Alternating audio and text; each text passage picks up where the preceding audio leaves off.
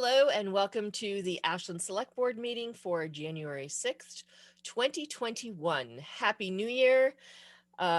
We are fortunate that we can sit here and move our democracy and do what we need to without all the other stuff that is going on. I know it's been a lot of people have been following it, and it's unfortunate what's happening at our Capitol. But I believe that in the long run, the right thing will happen, and democracy will continue to move forward. As we get started, I would like to ask the board for their approval to add an item to our agenda under old and new business. We found out late in the day that we need to approve some bond notifications. We thought we could do it on January 20th. Unfortunately, we need to vote it today. So you should be getting that documentation. I'd like to add it as item G under old and new business. Do I have everyone's approval to do that? Vignani, aye. Aye. Okay, great. And I guess I should roll call us vote in. As people are watching, we are still via Zoom. Let's do a roll call vote in. Kinsman? Just here. Aye. Here. Vignani? Aye. Mitchell? Here. Shearer? Here. And Greaves here. And Madam Chair, I just want to, record or confirm your remarks on today's events. And thank you for saying that. And I just want to add that this is a very unusual and important time for our democracy. And I hope we can pull through. And I think the next coming weeks and months will be very important for the future of our country. And I think, Yep. and I certainly appreciate the association with the people here in this town and the other members of the board who I think all share those values of democracy. So thank you for saying that. You're welcome. I think it's Thank important that you. we recognize Mhm. what's going on. Okay, so I'm opening it up for citizens participation. If you would like to speak to us tonight, go ahead and in the chat or in the raise your hand and or wave at me if you'd like to speak now during a sorry, trying to do a couple things while we're talking as we head into it. So this is for citizens participation. If you would like to speak to us about anything, either on the agenda or not on the agenda, now is your opportunity again to either raise your hand in the chat or just give me a wave. Yep, I see you, Deborah. Deborah, go ahead and unmute yourself and we'll start with you. I just want to give my support of the 3 people who are interested in being in the Affordable Housing Trust. Okay, great. Thank you, Deborah. Appreciate that. Okay. If there's anybody else who would like to speak on any items, either on the agenda or not on the agenda. Okay. Not seeing anybody. We are a little bit ahead. I thought we'd have more citizens participation. We are going to go to our consent agenda. We do have a public hearing scheduled for 7:15 p.m. So I'm going to go to our consent agenda. We have 3 items: approve the regular session minutes for June 14th, 2017, May 30th, 2018, May 1st, 2019, July 10th, 2019, November 14th, 2019, November 20th, 2019, January 30th, 2019, May 28th, 2020, December 2nd, 2020, December 11th, 2020, December 16th, 2020, and December 21st, 2020. Second item is to accept the donation made to the library in the amount of $250 in memory of Milton and Shirley Morissette. The third is notification of town manager's appointment of Adam Shepard as a light equipment operator for cemetery, parks, and tree department. If I can get a motion to approve that consent agenda. So moved. Thank you. And a second. Second. Okay, we'll do a roll call vote. Kinsman, Aye. Mignani, Aye. Mitchell, Aye. Shearer, Aye. and Greaves. Aye. Great. Thank you all. We have approved our consent agenda. Just want to check one thing. That is the agenda.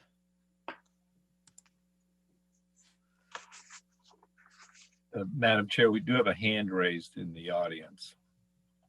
Oh, I see it now. Thank you. I did not notice that earlier because we are still ahead of our 7:15 appointment. Catherine, go ahead and unmute yourself, and I apologize for missing you. No worries. So I wanted to find out that the town hall, I'm sure by now you've all seen it, is looking just terribly ratty, like falling down. I mean, I don't know that it's to the point of unsafe falling down, but I think it's an embarrassment as a public building. And I know there was, I actually, since this summer, I and other people have raised it, there was supposedly an RFP, but I guess I'm asking like the status, because I really, as a resident, care about, our town buildings, and there are taxpayer money, and I'm wondering if anyone has an update of when that's going to be taken care of. Michael, I know you and I spoke about it, so if you could give Catherine an update, I'd appreciate it. Yeah, and Katie, I'm assuming you're speaking specifically about the front steps. I think that's probably the most obvious, I think, where it needs to be repaired. So yeah, over the summer, our facilities director and our facilities team, which, actually consists of one other person, Jordan, noticed how much these front steps had started falling into disrepair. So what they did is they issued an IFB to repair those. When they went to come out and do estimates or look at it to see, what they were going to bid, it turns out that when the actual town hall was rehabilitated or restored, it had actually been constructed incorrectly. And so the rot had actually emanated from the ground. Instead of pouring a pad that drained water away from the structure, just let it sit there, and so it all rotted from the ground. So I'm not necessarily sure who oversaw the restoration of town hall, but that was something that should have been taken care of actually when that happened, before it was signed off on. So what was like a $15,000 job looks to be now more like a $30,000 to $40,000 job. So we're assembling that and hoping to get that done soon.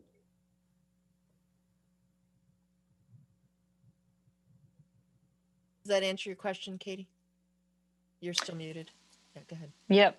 Thank you. I appreciate it. It's got to get done, and it's too bad that it's more, but I think we can get ahead of it. So that's good. Thank you. Yeah, it's really unfortunate. It's one of those things where it doesn't pay to be penny wise and pound foolish. Mm-hmm. And when you're doing a job and when you're constructing something, it just makes sense to do it right the first time instead of cutting corners and maybe not again. I don't know who signed off on it, but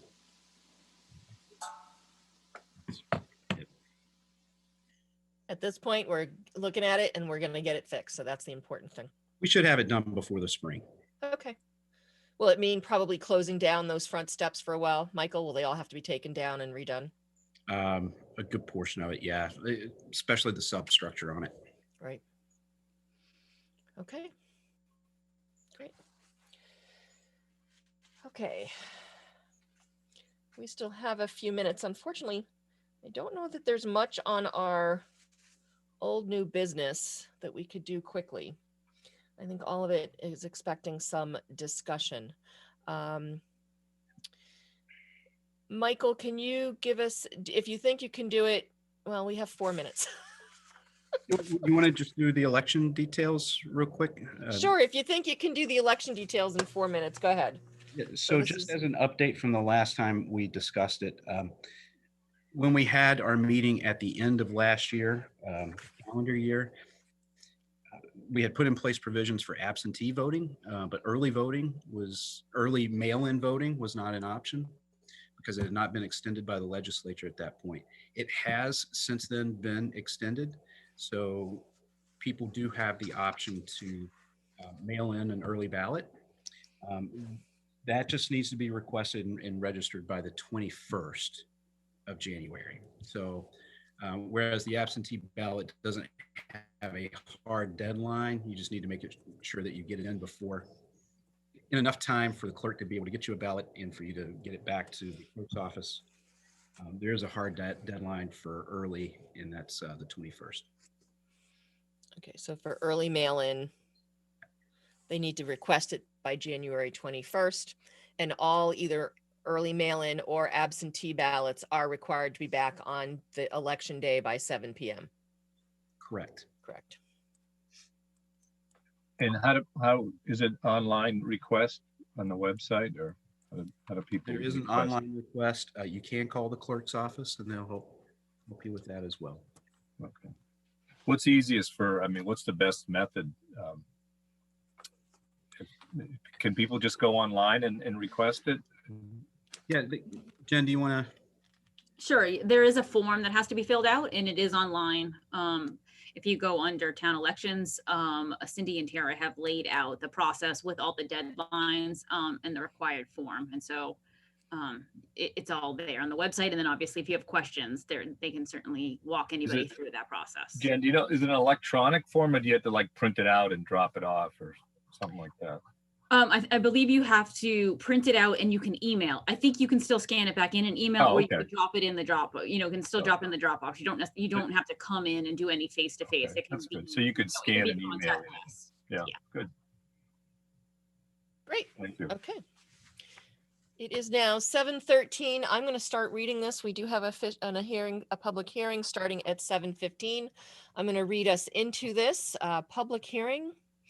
I hereby open the public hearing for the taking by eminent domain of a fee interest in the land as approved by Article 6 at the December 9th, 2020 special town meeting, that certain parcel of land in Ashland, Middlesex County, Massachusetts, located on East Union Street and Union Street, shown as Lot 11 on a plan of land entitled Plan of Registered Land, 1 East Union Street and 12 to 16 Union Street, Route 135, Middlesex County, Ashland, Mass, scale 1/50, date December 5th, 2019, Gurrier and Hallman, Inc., Engineering and Land Surveying, filed with the Middlesex South Registry District of Land Court on February 24th, 2020, and stamped 14371E, which includes 2.76 acres and also shown as Lot B on a plan in Book 2020, Plan 444, recorded on July 9th, 2020,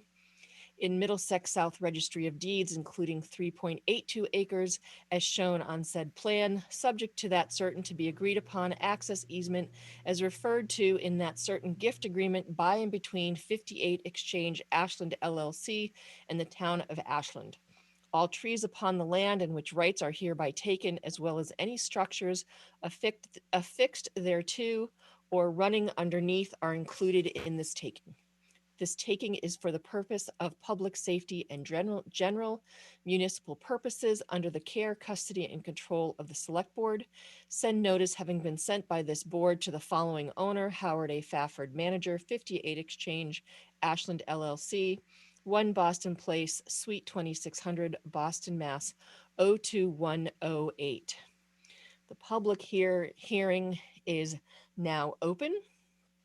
I'm going to ask for those speaking in favor. Michael, if you can start us, and if we Sure. have anyone from Fafford. Sure. I do believe Attorney Conforti is on the line here. So I'll just go back to town meeting. So town meeting authorized the eminent domain taking of 1416 Union Street up to 12 acres, a little over 12 acres, which was the full parcel. That did not mean that is what we would take. It is just what we had permission to take. Subsequent to that meeting, I know Angela and I believe Attorney Roloffs and Attorney Mead had some discussions about the possibility of not only taking the gift parcel, what we'll call the gift parcel, which is 3.82 acres, but also the possibility of taking the rear or parts of the rear, which was, I think, around a couple of acres. In doing that, I think in doing that amicably, so it would still end up being a taking, but it would be something where all parties would agree to the compensation and what was being taken and everything. Unfortunately, we couldn't get to a point where we could work that out, not because people didn't try or people didn't want to. I think Mr. Fafford and Mrs. Fafford would like at some point to discuss the sale of the entire 12 acres or the remaining parcel after you take out the gift parcel of the 12 acres to the town. And I think that's something that the select board has discussed, as well as many people out in the public. But for tonight, what we are doing is looking at taking just the gift parcel, the 3.82 acres, and moving forward with that. And then it makes sense to go ahead and do that. And then if the board so chooses, we can have discussions about the remainder of the property and have discussions with Howard Fafford and his attorneys for that. But Okay. just to be clear, today is just about the 3.82 acres that's Okay. described as the gift parcel.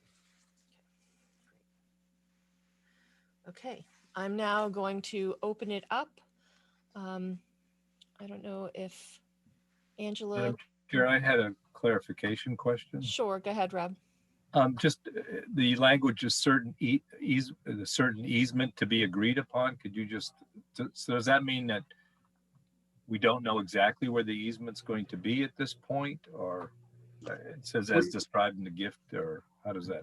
Yeah, so in the gift agreement,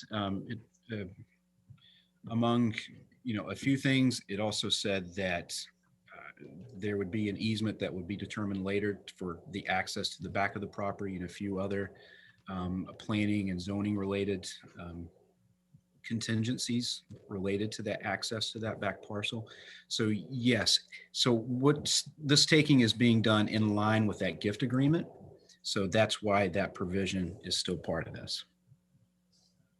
And so do we know where that easement is, like physically and geographically on the map, or? We've talked about a couple of different locations. One being on, if you're looking at the paper, on the easternmost portion of the parcel, the one closest to the high school. Another one that we have discussed is actually access through the parking lot and into the back. Again, those haven't been agreed upon. Okay. Those are two that have been discussed. If we are able to work out an agreement on the back of the property or the remaining 8 acres, roughly, that the necessity for that easement goes away. Okay. So just to be clear, though, that the exact boundaries of that are yet to be determined and subject to agreement. Correct. Yeah. Okay, any other clarifying questions from the board? Okay, I'm going to open it to those speaking in favor of this taking. I don't know if anyone would like to speak in favor of this. Questions for this? Seeing none, I'm going to ask if there's anyone who'd like to speak against this taking. Oh, sorry, Catherine, just saw your hand. Go ahead. You're muted still. There you go.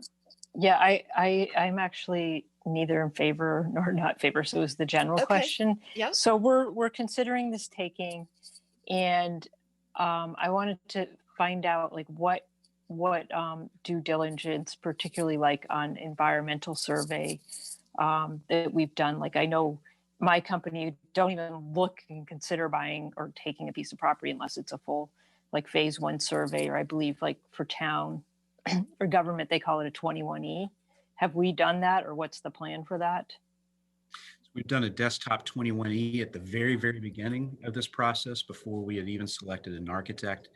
And through the architect's efforts, they've done a whole host of in addition to surveys, technical explorations of the property, including test pits, looking at wetlands, looking at, water table elevations, things of that nature, where there's ledge and where there's rock, and things of that nature. So a comprehensive, I'll just say, survey has been done of the property. And then I have sort of follow up also about that easement. So I did not attend the town meeting. I watched the town meeting, and I think that the non-granting of the gift was over the easement or a version of that. We've heard some different information, but clearly I think that's involved. But now I think, to follow on Rob's, like that we're doing a taking, but it's still subject to an easement. And I'm thinking that does not sound like a good situation for the town. Michael? I think that's something that, again, we're still in discussions with Howard and his attorneys on. We could potentially take the easement. We could potentially take the back parcel if we needed to. Quite frankly, we've always wanted to try to come up with an amicable agreement on the property. I think, Howard and his staff and his people are hoping to do that as well. So it's still an outstanding issue that will need to be resolved. But I also, based on the research that we, the conversation that we've had, because the easement was in the language of town meeting, the language has to be here, even though the discussion has gone further, that there is a very likely potential that we'll come to an agreement with the Faffords for the whole parcel, so the easement won't be an issue. But we're talking about the 3 point. I guess I get it. Right. You guys have worked, there's lots of moving parts, and Correct. so, but we're talking about the 3.82, not the other parcel. Correct. And I guess that just is another concern. Like, if we're only talking about the 3.82, that was a gift. Yep. But we're doing a taking that we're going to pay for. That doesn't, I don't understand how we can't enforce the gift agreement, except I do maybe because we're of not- the easement. But We're not, correct me if I'm wrong, Michael, we're not paying anything right now. We're not paying anything right now. For the 3.82, that was the gift parcel, there is no money changing hands. That is correct. But we felt that as a board, it made sense for us to have it before the vote for the public safety building. Katie, I believe, I think I know where you're going. So this, in the question that you asked, so the easement and the access to the back of the parcel does contain some value. So let's just say in the future, we feel like we can't come to an agreement and we need to take the easement in the back parcel. Okay, we would need to pay a sum of money associated with that. And we do have an appraisal for that. But for right now, we're not taking that, and we're not taking those rights. We're just taking the gift parcel as it's been outlined in the gift agreement. Hopefully that clarifies it a little bit better. and then so we don't need an appraisal or anything. We are just taking in accordance with the gift. The 3.82. Correct. Correct. Oh, interesting. Okay, thank you. You're welcome. Is there anybody to either have any other questions or speak against this? Okay, any discussion from the board on this? Madam Chair, Yep, go ahead, Joe. thank you. I know it's kind of confusing, and I can appreciate, Kate's questions, but Michael hit it right on the head. It's just to do with the gift property, nothing else. And if down the road, we need to sit down and talk with Howard and his group about an easement or even some of the parcels that are available out back to make a separate and complete different arrangement. That'll be the other part of this land taking could give us that opportunity to do that down the road. That doesn't mean that we have a figure at hand. I mean, that's a whole different ballgame. Same park, but or should I say same pew, just a different location in the church more than anything else. If you want to use that as an analogy, Kate. But no, it's not going to cost us anything for the 3.82 acres. And that's just to clean up and keep this clean, and not getting involved with all the other issues that may arise as a result of other conversations and discussions that are being had at the same time. Basically it. Just trying to keep it simple as possible. And I hope people understand that, because, you know, right now I know there's a lot of miscommunications out there and questions that are being, you know, asked, you know, in the public and on other social media. Just want to make sure everybody has that information and it's correct, so people that are on there have a better understanding and not have a misunderstanding. So I'm glad that those folks are, you know, are here listening and listening to what's being said. So thank you. Appreciate it. Okay, Thank you, Madam Chair. you're welcome. Any other select board discussion? Okay, seeing none, if I can get a motion to close the public hearing. So moved. And a second? Second. Okay. We have closed the public hearing. No further debate. If I could have someone read the motion. I think Brandy was going to offer tonight. I am up. I move that the board take by eminent domain a fee interest in the land as approved by Article 6 at the December 9th, 2020 special town meeting, that certain parcel of land in Ashland, Middlesex County, Massachusetts, located on East Union Street and Union Street, shown as Lot 11 on a plan of land entitled Plan of Registered Land, 1 East Union Street and 12 to 16 Union Street, Route 135, Middlesex County, Ashland, Massachusetts. Scale 1 inch equals 50 feet, date December 5th, 2019, Guerriere and Halnan Incorporated, Engineering and Land Surveying. Filed with the Middlesex South Registry District of the Land Court on February 24th, 2020, and stamped 14371E, which includes 2.76 acres, and also shown as Lot B on a plan in Book 2020, Plan 444, recorded on July 9th, 2020, in Middlesex South Registry of Deeds, including 3.82 acres, as shown on said plan, subject to that certain to be agreed upon access easement as referred to in that certain gift agreement by and between 58 Exchange, Ashland LLC, and the town of Ashland. This taking to include all trees upon the land in which rights are hereby taken, as well as any structures affixed thereto or running underneath are included in this taking. And further, because the land was the subject to a gift agreement, no compensation be provided. Second. Great. Let's do a roll call vote. Kinsman, Aye. Mignani, Aye. Mitchell, Aye. Shearer, Aye. and Greaves, aye.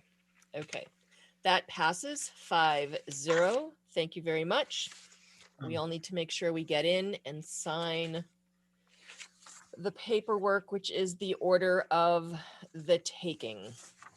Yolanda, may I ask one more thing before we move on? Sure. You know, I just know with prior discussions, I know there has been a possible interest in the rest of the property, and if the board chooses, I'd like to go ahead and continue those discussions and kind of see where those go, if anywhere, with Stafford, if that's okay. I think that based on our previous discussion, I would say that I think that's a great idea, that you continue that discussion. Would you like us to take a vote to support that? I don't think so. I just wanted, Okay. Before moving forward. Great. Okay. Question, Yolanda, please. Go ahead. Go ahead, Steve. Sorry, you're listed as Bonnie, by the way. I'll change that. Thank you. Like, wait a minute. I'm using her laptop tonight. So question regarding, you know, the process from this point forward, Michael, what happens, you know, obviously we're signing the order of taking. When does this actually get registered at the Registry of Deeds? As soon as it's signed, it'll be filed with the registry, and it usually takes like a day or two for them to get uploaded. Because this piece of land specifically was carved off after being consolidated from land that was being I don't want to say tried, but being looked at in different jurisdictions. It makes it a little bit more complicated, but the time frame is the same. Good, thank you. Madam Chair, is Sue going to be around 9 o'clock tomorrow so I can sign? Somebody will be here. Okay. All right. Appreciate it.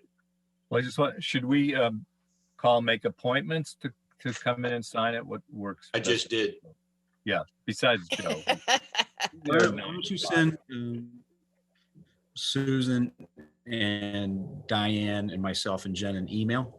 Just letting us know when you'd like to come by and we'll figure it out. Okay. Great. Okay, we are a little bit ahead, but the next is not an official hearing, so, excuse me. We are moving into Affordable Housing Trust appointments and membership. So you should have all seen the information that came from the Affordable Housing Trust in regards to some members that they would like to add, one as a full membership and two as associate members. I'm going to let Steve talk a little bit, Steve Greenberg, who's the chair of the Affordable Housing Trust, as to the recommendation that he gave us and as to why they're looking for the associate members. And we would have to decide to add those and then vote to appoint. So Steve, go ahead, please. Thank you, Madam Chair. First of all, I'd like to acknowledge that the trust lost a good friend and a great member in Dan Shea, who passed not that long ago.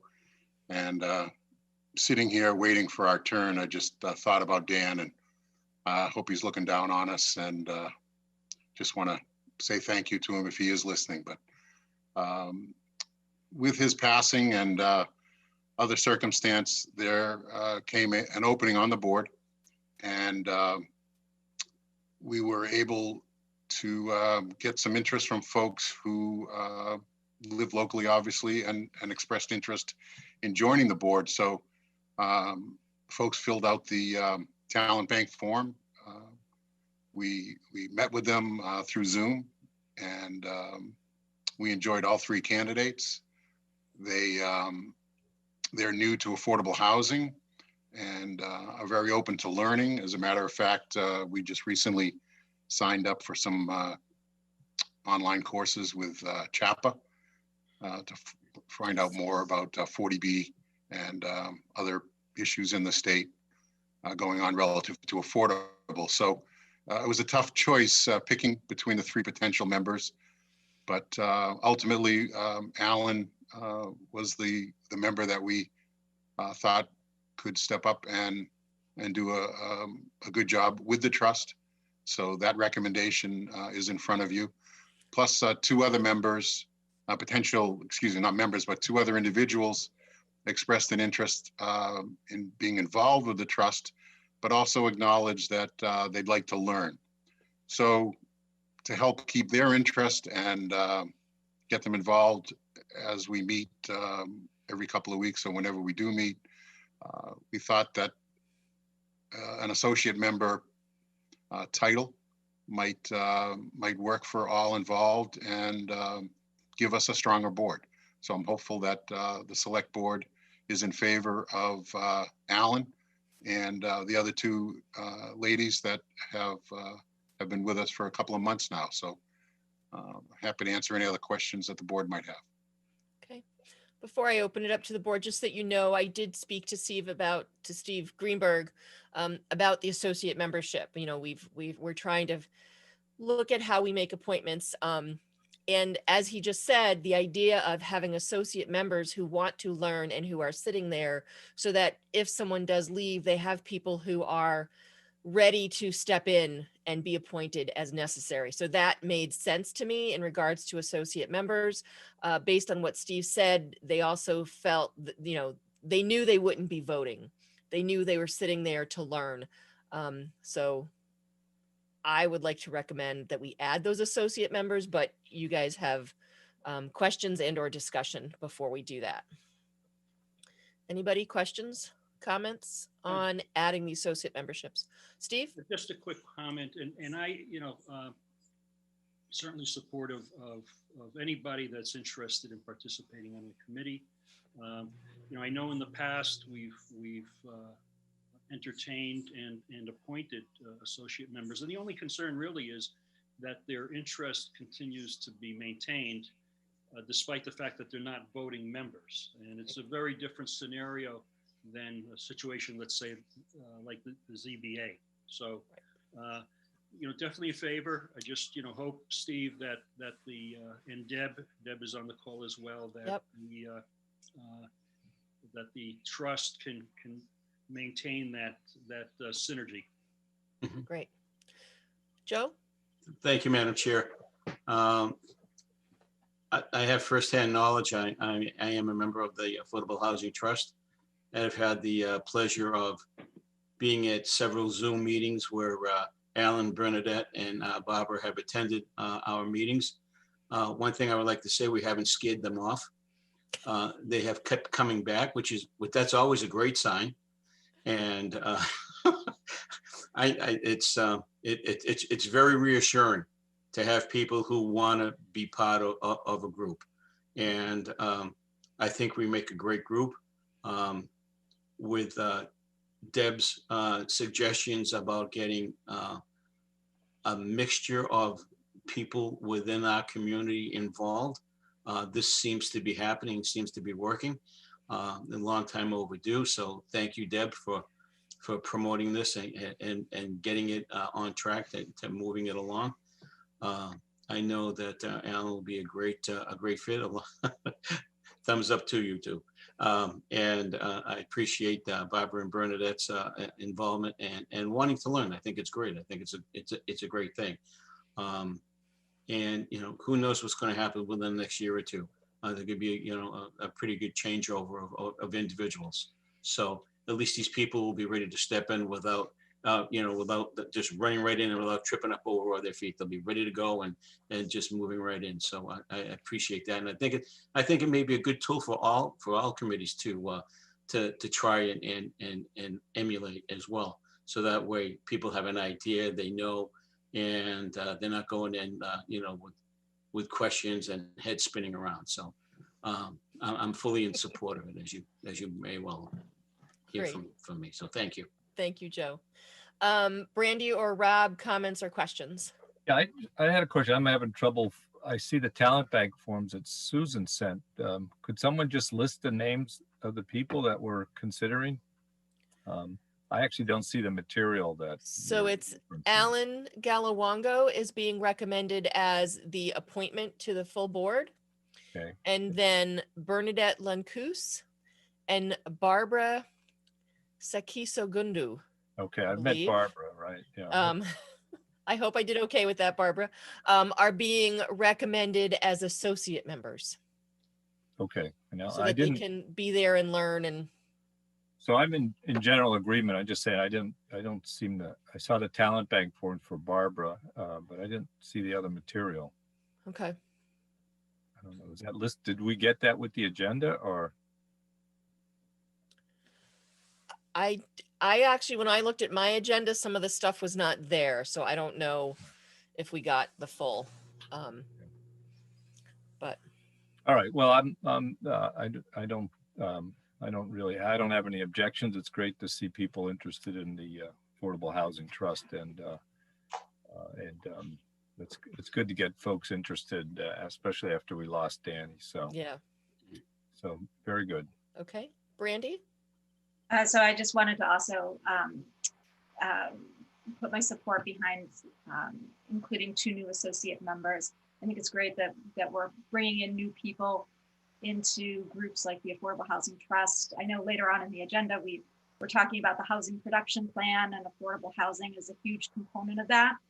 And as I've been serving on that group, and the more we get into that, the more we know how important affordable housing here is in Ashland. So I just wanted to say I definitely am in favor of bringing on these 3 new people, and I hope that they enjoy working with you Steve and Joe on the Affordable Housing Trust, and the rest of the group, and Deborah. So I think it'll be good for Ashland. So thank you 3 for stepping up and wanting to serve. Okay. Now, before we do the appointment, we do have both Alan and Barbara on the call. I don't think we have Bernadette. Alan, we're going to start with you. If you could unmute yourself, tell us a little bit about yourself and why you'd like to participate in the Affordable Housing Trust. All right, thank you. Hi, everybody. I'm Alan Galiwango. I've been a resident in Ashland since 2017. I have 2 kids in the Ashland school system, and I got to know about the Affordable Housing Trust from Barbara, who I think got to know from Dave, and I just want to be a part of the community that I'm making my home and find ways to contribute. And that was a great opportunity. I met with the group, starting in a few meetings, and it was an interesting group. And the work we're doing is something that I think is important work. So I like to volunteer my time and contribute to my community. Great. Well, thank you. Thank you. Before I get to you, Barbara, we're going to finish. We're going to close out this process. If I can get a motion to appoint Alan Galawanga to the Affordable Housing Trust with a term to expire on 8/31/23. So moved. And if I can get a second. Second. Great. I have a motion and a second. We'll do a roll call vote. Kinsman. Aye. Mignani. Aye. Mitchell. Aye. Shearer. Aye. And Greaves, aye. Alan, congratulations. You are now appointed to the Affordable Housing Trust. Thank you for stepping Thank you. up and being willing to volunteer in our community. Yeah, thank you guys for having me. Thank you, Alan. Don't forget, you have to get yourself sworn in too. Yep. Reach out to Town Hall to make an appointment to get sworn in. Congratulations. Thank you, Alan. Thank you. Next, Barbara, if you could unmute yourself, and same for you. Tell us a little bit about yourself and why you'd like to get involved in the trust. Hi, everyone. So I'm Barbara Sekesegundu, and I'm a single mother of 2 boys. One is in college, and the second one is a 6th grader in the Ashland school system. And I've been in Ashland this almost 2 years now. So I've just been looking through, like I realized now, okay, I'm in Ashland, wanted to participate in the town, and I figured that will be a better way to get to know the town better, know the faces. I can even see now with people in the meeting here, I know a few faces. So I decided to attend a few meetings with the affordable housing, and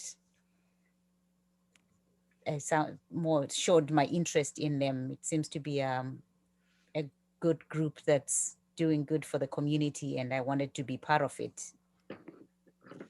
Well, that's great. It's always so refreshing and appreciated when people step up and want to participate. And affordable housing is such an important thing that we need to be looking at.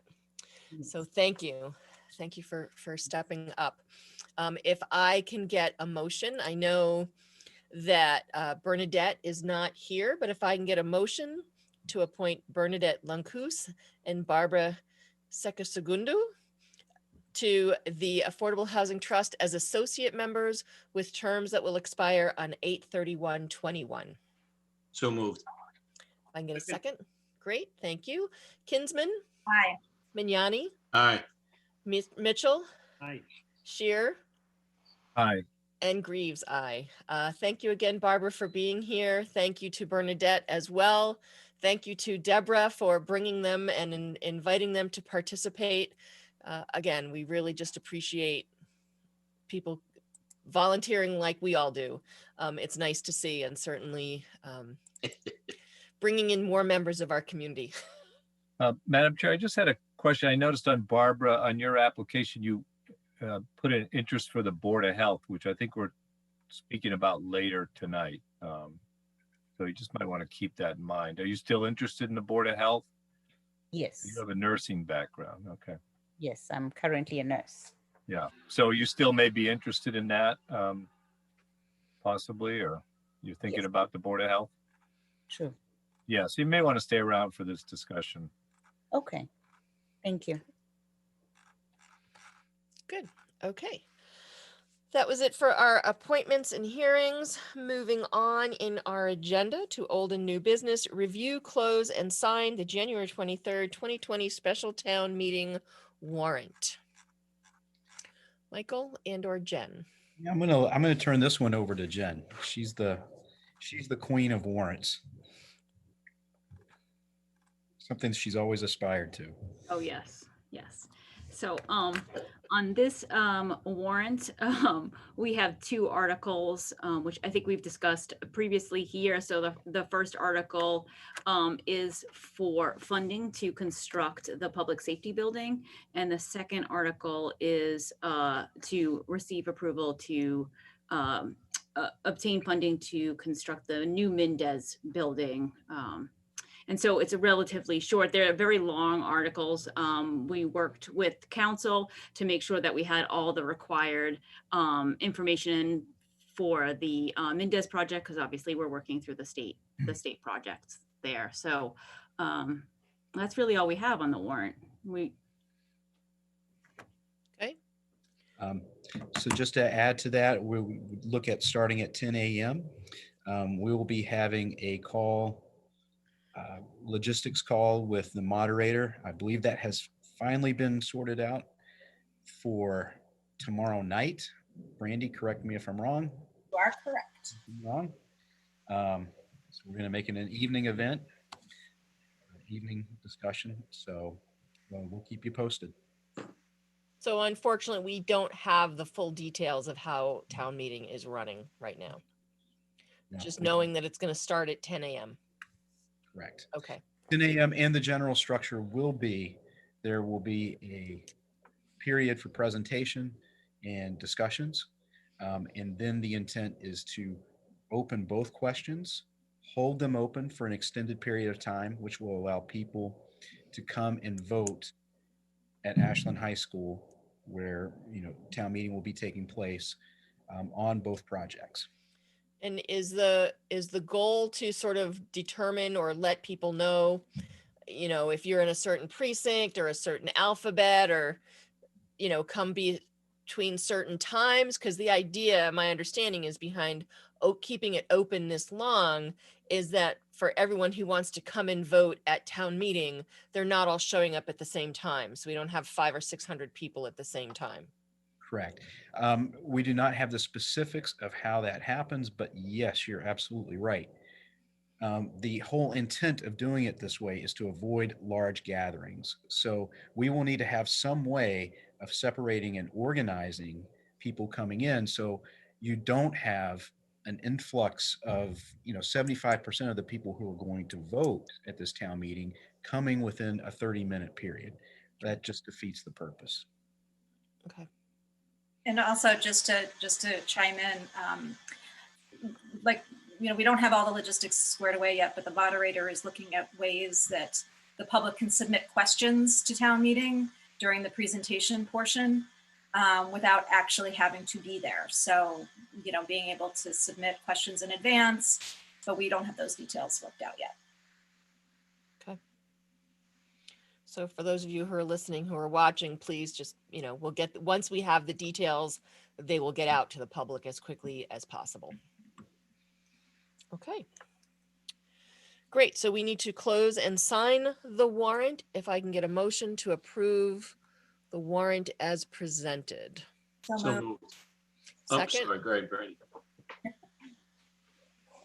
Okay, so Brandy made the motion. Joe, you'll have seconded it? Sure. Great. Roll call vote. Kinsman. Aye. Mignani. Aye. Mitchell. Aye. Shearer. Aye. And Greaves, aye. That passes 5-0. We will have a town meeting on Saturday, January 23rd with 2 items on the warrant. Great. Okay. Next item on our agenda is an update on the housing production plan. Michael, do we have anyone from the planning department here to talk about it, or is it you and Jen? Well, it's myself. I think Brandy, as a member of the committee, could probably give an update. Basically a recap of what happened the other night in the first forum and what the next steps are. Okay. I'm happy to jump in. So on the 29th, we had our first of 2 public forums on the housing production plan. Alex from MAPC is our primary partner in this project, and Steve Greenberg, who's also here with me, is a member of the committee as well. And so we had Alex has done some preliminary data collection. So really, this public forum kind of had twofold. One, it was getting some public input. There were some polls that were done to basically get some public feedback on things that are important to people. And then the second was to present sort of the current census information and some of the data that we had. And just to take a quick step back, for folks that may not be aware of what this project is, in 2015, we had partnered with MAPC on the first version of the housing production plan. And we had set some initial goals for Ashland. And the housing production plan itself is a tool for Ashland. And it allows Ashland to be eligible for some grants, and as well as offers some protection from 40B development, which, you know, we've all kind of heard about 40B, where a developer can come in and have a portion of its plan for affordable housing and basically circumvent local zoning requirements and going direct to the ZBA. So a housing production plan is a tool that's filed with the state, a plan that's filed with the state, and it's a tool for Ashland to be able to see what our needs assessments are for Ashland and really plan and see what where our focus will be and how we will address things like affordability and growth and sustainability and things, some bigger issues that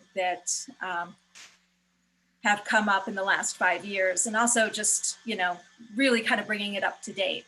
So this process, it's a 10-month process, and this is sort of the first step in the process was the first public forum. We're going to be doing MEPC will be conducting some focus groups in the next month or so. One with doing a housing needs focus group, and then one talking to developers and local real estate agents and other people that are involved in helping to shape sort of what our housing goals will look like in the future. So there will be a second public forum that'll probably be in the spring.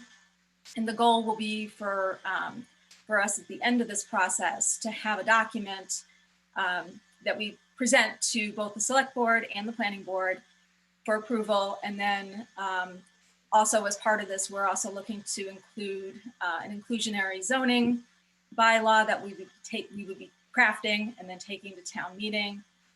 And that bylaw would have an affordability component that would be baked into all new development that would be happening on a go-forward basis in Ashland. So, you know, this is, you know, we have a great steering committee in addition to Steve from the Affordable Housing Trust. I don't know if David Rosenblum was on, but I think he might be gone. David is also a member of the steering committee. We have Tricia Kendall from the planning board. We have Aaron Ladd from CPC. I'm sure there's other people Ron Eskovitz from the Board of Health. So we have a great group that's really representative of many different aspects of Ashland. So it's this is sort of the very beginning stages of this process. And but we really want public input. We want public participation in this process. So, you know, this is going to be sort of an ongoing conversation. You know, affordability and housing is something that really affects all of us. So, you know, we need to have this as a big focus for us going forward. And I know that the board is committed to affordable housing as a goal in Ashland. So this is going to be something that will be a tool for us going forward in the future. Did I hit upon everything, Michael? I think you think did. so. I sat in on the meeting and I think so. I will say the one of the things that we're always trying to balance is having a meeting run efficiently so we can actually move things forward. And then also making it open enough to where every viewpoint can be heard. And I did think from my perspective, MAPC, especially when we were talking about the goals, there was very little time to talk about them in context and in terms of what they meant. And I hope that we have an opportunity to kind of go and revisit that, maybe just even after the fact, and just discussing, okay, what does it mean when we talk about designated sites? What does it mean when we talk about healthy housing? Things of that nature. Overall, I thought it was very good. I thought the data was very intriguing. The people I talked to afterwards were floored on a number of things, including the lack of growth in school enrollment versus the growth in population. But stimulating stuff if you like data. it was definitely, before I open it up to the board, a couple things. Definitely, I appreciated the data having, supported and started the first housing production plan. It's nice to see us getting a next one in place. I just want to, agree that we need to have more of discussion of what those goals are. As we're all learning under COVID, you're not sitting in a room, you're not getting people to come in. And I remember for that first housing production plan, at least 1 or 2 meetings at the senior center where it was like, what did you think of this goal? And put a sticker on that goal. And, so it was very interactive. And I think we're having to find new ways. I mean, hopefully we'll be able to do more of those kinds of things come this spring or summer, but we're not sure. And I would just say, people have a lot of great discussion about different things in social media. That does not do us any good. It has to happen in a meeting. So, if you are interested in any of the housing stuff or the discussion or the plan, or come to a meeting, put your feedback on it. I know that the housing production plan group is going to be doing some focus groups. If you are interested in that, reach out to either Peter in the planning department or Brandy, because she's part of that group. If you have friends who you think are interested in being part of that discussion or want to be in a focus group about housing and what we're looking at in Ashland, put yourself out there and, be part of a focus group. So I'm sorry, Rob, go ahead. Rob and then Steve. Yeah, well, I was just going to, sounds like a good process. I just wanted to note some of the stuff that happened, things. Brandy, you weren't here for the first go around. I think one of the tensions that comes in when you're talking about housing production, and which we're all kind of wrestling with, is, this community has had a history of fairly rapid housing growth that, most of us have benefited from, but there's also a tension in that we're looking at disappearing open space and quality of life issues and things like that. And I think one of the things that happened when MAPC came in last time, they kind of lectured us on the need to build more and more housing, especially for certain groups. I think they were talking about senior citizens, and you're looking at a bunch of people who looked at the last 30 years of very high housing growth in Ashland. So just want to put a cautionary note there. And I think one of the other things that I at least got out of the process was that we should look at, in terms of housing, at redeveloping or, using smart growth and sustainable techniques, which means really avoiding open space. Not, we're not developers coming in and, buying the last open space and putting a subdivision in. No, we want to look at places that would benefit from redevelopment, and that we're looking at generally higher density housing, I believe, and multifamily housing, and how to work that into our existing structures. And I also, so those are kind of the concepts that I thought came up last time, and I can't speak for everyone, but those are the things that struck me. And that, and if you look at the kind of development we're doing, it's largely redevelopment, and we should keep, sustainability and the ability to have mass transit and walkability and things like that. And the last thing I just kind of wanted to, and I don't know in terms of sites, but we have had, and Joe knows this very well, that we've had we have that site that we bought years ago, the farm the name is actually escaping me, but that always struck me as a good location for shared, maybe open space farming and affordable housing. So I hope that's making the list. And, so anyway, those are my impressions from the first go around, and thank you for all this. And, maybe I'll try to get to the public forum and look forward to the work continuing. So thanks. Simpson Farm. Yes, right. Yeah. Steve? Yep, thanks, Yolanda. So Yep. I attended as well, and I thought, for the most part, I thought it was well done. One of the questions I had, and I believe that it's going to be part of the future forums, is what is build out in Ashland. Right. Rob, you and I have talked about this in the Yeah. past, so I would think that's going to be an important component of how we look at this in its totality. The other thing I would recommend, and I'll direct this to Steve and to Brandy, one of the things, I think we were all intrigued with a lot of the data that came out. One of the things that I don't think a lot of context was put to was, as an example, the population that was housing challenged. Okay, so what does that mean? They really didn't explain that. And, I understand by their definition, housing challenged means if you spend more than 30% of your income on housing, you are housing challenged. Now, I will tell you, when we bought our first house, we were surely housing challenged. And so I think a little bit more of a context and an understanding of what exactly that means, I think would be valuable. I also think, Steve, because I had a similar thought when they were saying that it was based on income versus, it almost seemed like value of housing.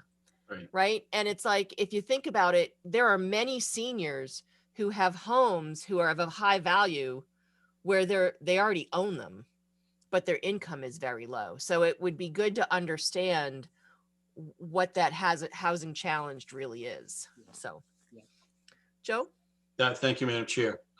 I also attended that meeting as well with vested interest, and especially with the inclusionary bylaw that was going to be worked on. And I would suggest that I know that's been a big part of Michael's dialogue with any developer that we ask him to do a development agreement, that a 25% be put towards affordable housing. And if that could be something that be part of that inclusionary bylaw, I think that would be very helpful, especially when it comes to 40B and friendly 40B projects that may be coming in down the road, wherever and whenever. Not a whole lot we can do right now with the current ones that are there, but future ones down the road.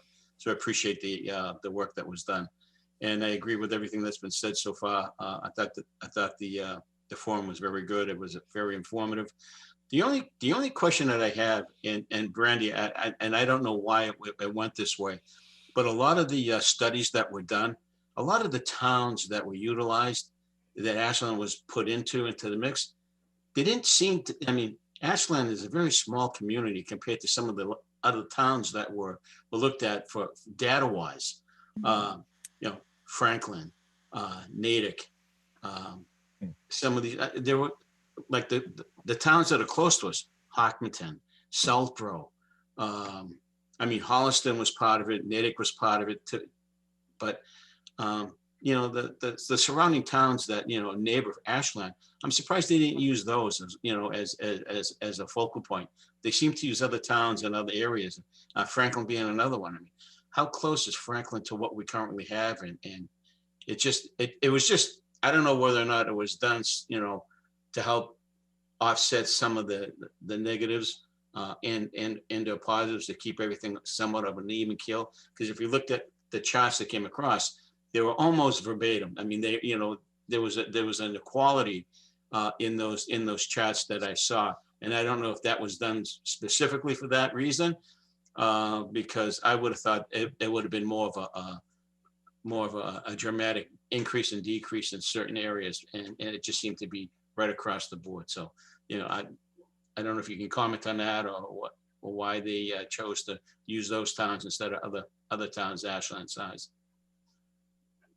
So I don't have a direct answer to you, Joe. I don't know specifically why MAPC chose those specific towns, but I would agree with you that I think we need to kind of look more comparatively at towns that are closer to us and in both size and scope, and also just in general, like, how many, what's the development, look like in the towns that they were using as comparison. So, I think that's a good point. And I also just, what I struggle with when we were looking at the different towns and the data is, we have to make sure that what we put together as a housing production plan isn't a cookie cutter of every other town.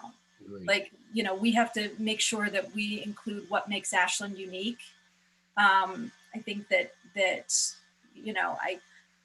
I struggle with, I know MAPC is looking at sort of taking a high level approach to it, but I just don't want to lose that focus and have something that doesn't reflect really what Ashland is about.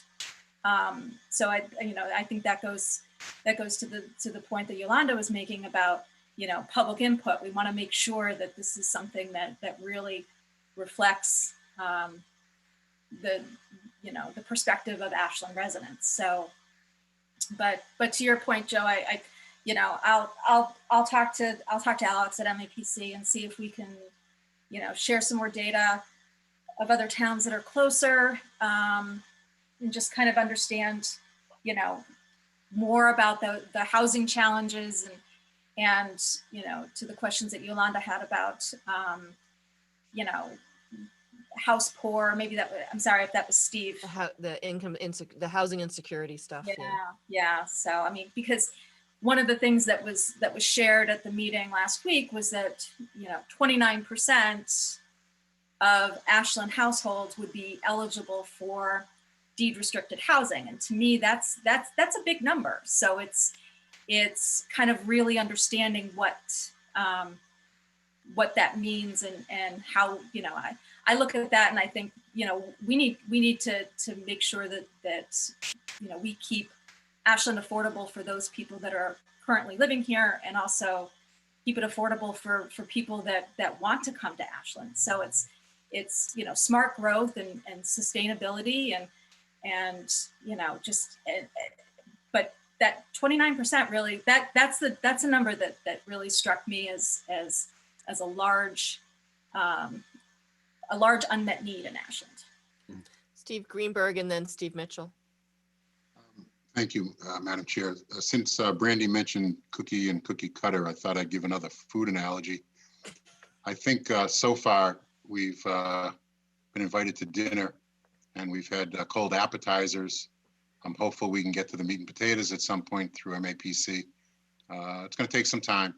I think they're trying to find their way, but I think we have to stay on top of them and make sure we get our money's worth. Yeah, just before I let you go, Steve Mitchell. Yeah, I mean, I was going to say that to you guys, that you can give them requests as to, what communities you think based on either size or demographics that you would like us to compare them to. And you're right, Steve, they'll, the MAPC can do a really good job, but they need to know that we want the best they can do. And we've had it in one of the other projects that we used MAPC for. The first person that we had who was running our project, just, she was there for a few months and was just not really on her game. And we let them know and they gave us someone new. So, I think Alex, who's doing your project, knows his stuff. It's whether or not he then can, finesse it and work with you to make it more palatable and workable with our public. So definitely push back on them.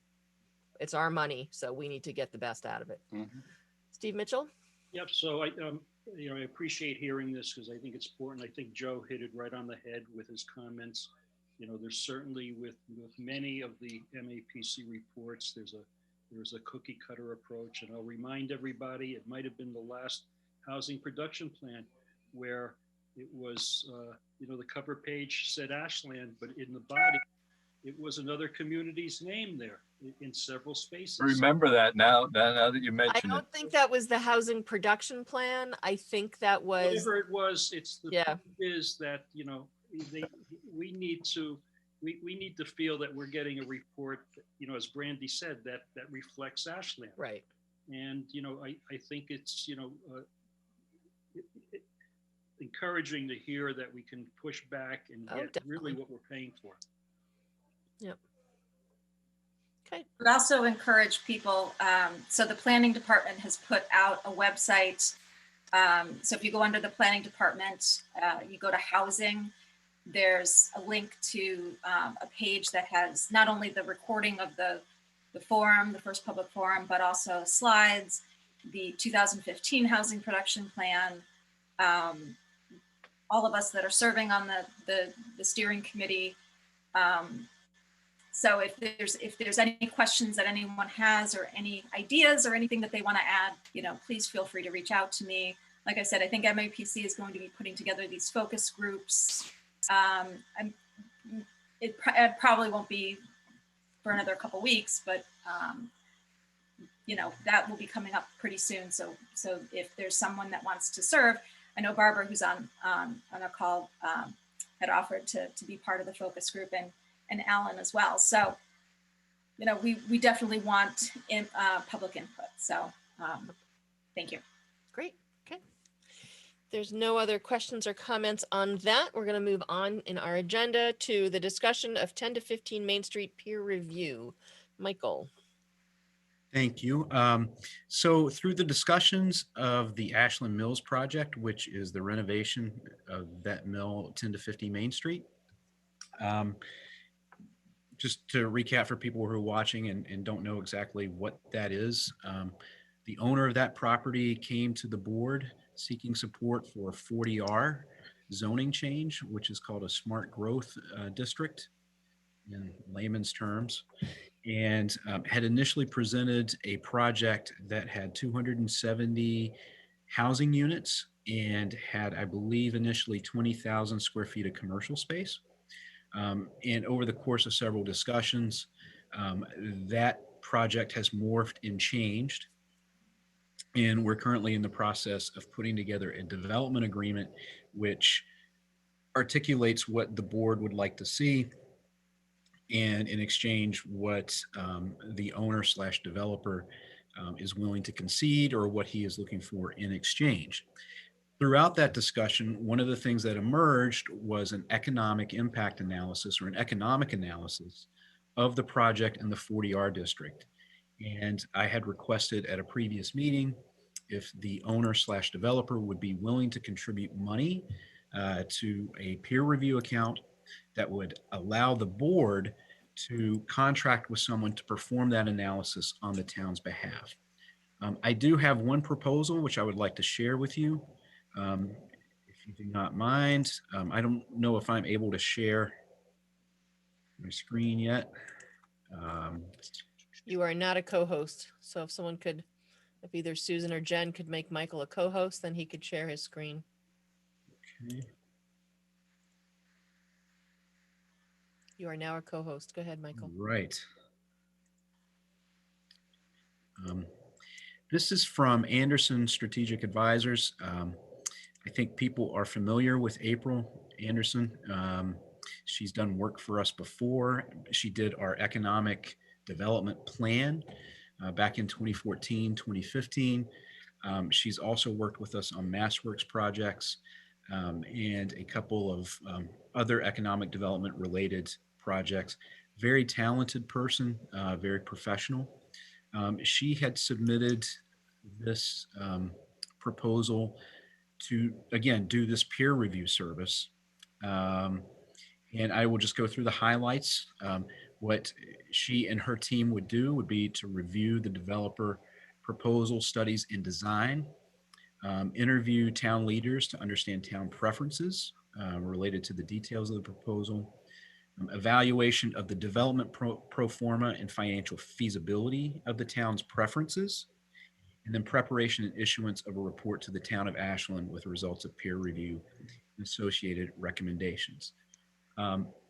To summarize this and put this in English, we constantly talk about zoning as a fix for everything that is wrong in terms of development in Ashland. It is not zoning, it is economics. And you can have the most stringent, you can have the best zoning in the world, but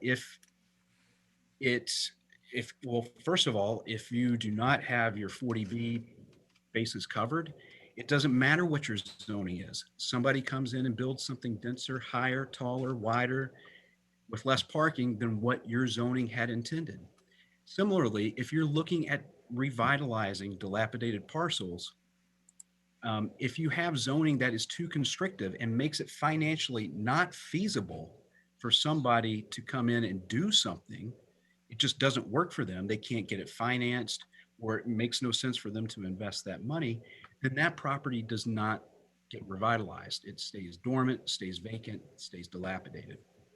So this is that intersection between economics, zoning, what the town would like to see, that all intersects at a place, at a project that is feasible. And a lot of times we fly blind into this. And so I believe this work that April was proposing to doing would actually help be our eyes and ears in terms of the financial feasibility of a project.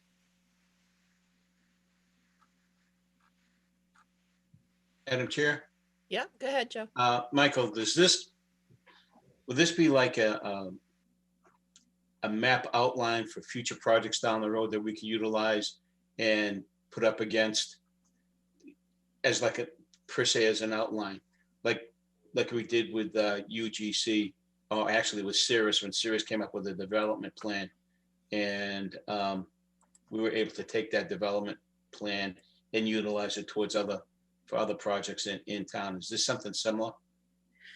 I think, Joe, for each proposal, you're going to have different circumstances. Okay. That move forward.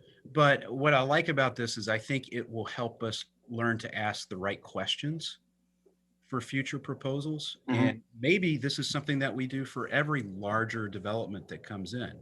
We request money for a peer review of that type of economic analysis. Because again, you have somebody who says, okay, I can only do 270 units and only 20,000 square feet of commercial space. That's the only way I can get it financed. Well, it would be nice to have somebody who is an expert in this and who is familiar with the financing instruments and the lending institutions in the capital markets, be able to say, well, there's probably some room there. Obviously, she or he cannot speak specifically to, like, if Needham Bank's going to approve a loan or not, but could probably bring some comparisons in that will help us push back or say, oh, this might be reasonable. Thank you. Okay. Michael, if we decide to move forward with this, where would the 15,000 come out of? So the 15,000 will actually come out of a special account that will be funded from the developer. Okay. This is a peer review account. Great. Like I said, I forgot which meeting it was, but we had requested Mr. Gordon if he would be willing to fund that. He agreed to do that, and he's been willing to agree to this amount. So, Okay. Michael, I have a question. As far as, this would be the first, because this is a new process, this 40R that they're asking us to take to town meeting and bring before residents, would this peer review have sort of a, because I think my sense is what Rich Gordon and the developers team has been proposing is that 40R is going to be good for Ashland, not just specifically for this particular project, but that if there's a new zoning downtown, that this would be great for Ashland. So would this peer review be sort of broader? I mean, I know it's going to be very focused on this particular project, but is it also going to touch upon, what 40R could potentially do for our, say, downtown? I believe it has the opportunity to, Randy, because 40R would require certain minimum density levels and things of that nature. And so that type of formula could be applied to different parcels, and you'd be able to see what that would look like from a at least from a density standpoint. I think so. Okay, I'm just thinking like, for us to make the case to residents that 40R makes sense. I think it also has to be sort of a bigger than this particular project kind of scope, just because, we're changing the zoning of not just one parcel, but potentially, the entire downtown. Well, the 40R as it's going to be proposed is only going to apply to this parcel. Right. Oh, okay. It's It just, do have the ability gets to tied to the building that they're proposing. Yeah, The the pro- 40R the is 40R is for the project. Well, you can expand it, to different parcels, but I think it probably makes sense to look at this particular project. And Brandy, I think now I'm getting like the intersection of what you're talking about. Yeah. Would it make sense to have that type of, would it make sense to expand that zoning under that 40R zoning into maybe adjacent parcels or something like that? I do think that could be part of the analysis. Okay. Thank you. Any other questions or comments Yeah, for just, Michael? Michael, I know, I recall the economic development report that she did, but what's April's general credentials and background for a study like this? So April was in government, state government for many, many years. Actually, I could scroll down to her. Okay, yeah. To her bio. She actually started the MassWorks program, which at the time there were a bunch of disparate and different grant programs throughout state agencies. MassWorks consolidated a number of them and provided more leverage for private investment. When she decided to go on her own, she worked a lot with Mass Development.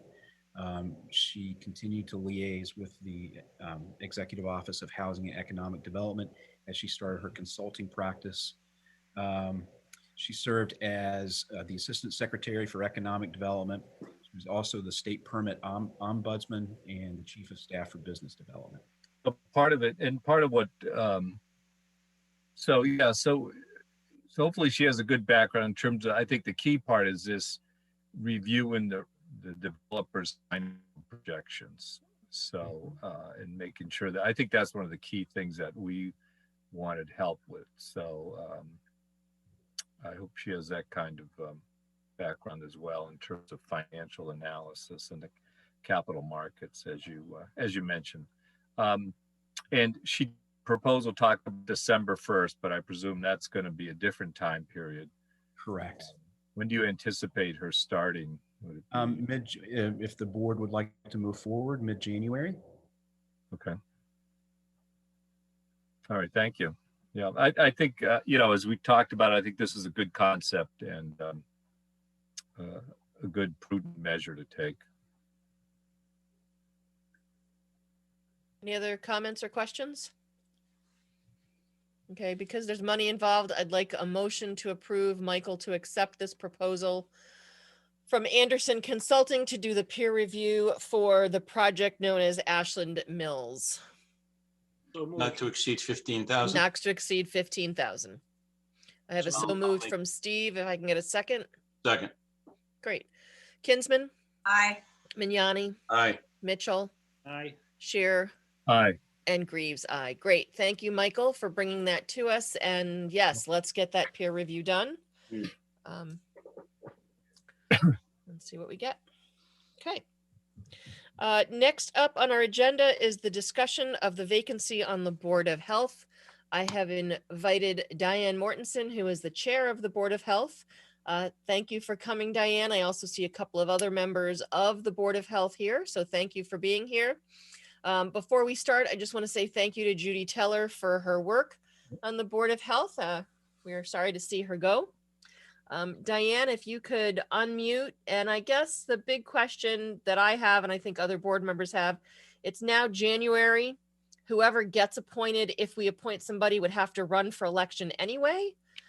So what are you thinking as your board in regards to potentially filling this seat in an interim? So thank you. The board met last night, and collectively the board thought that we should move forward based on the charter with filling the position through the next election. We currently have two members, we have two residents who have expressed interest already.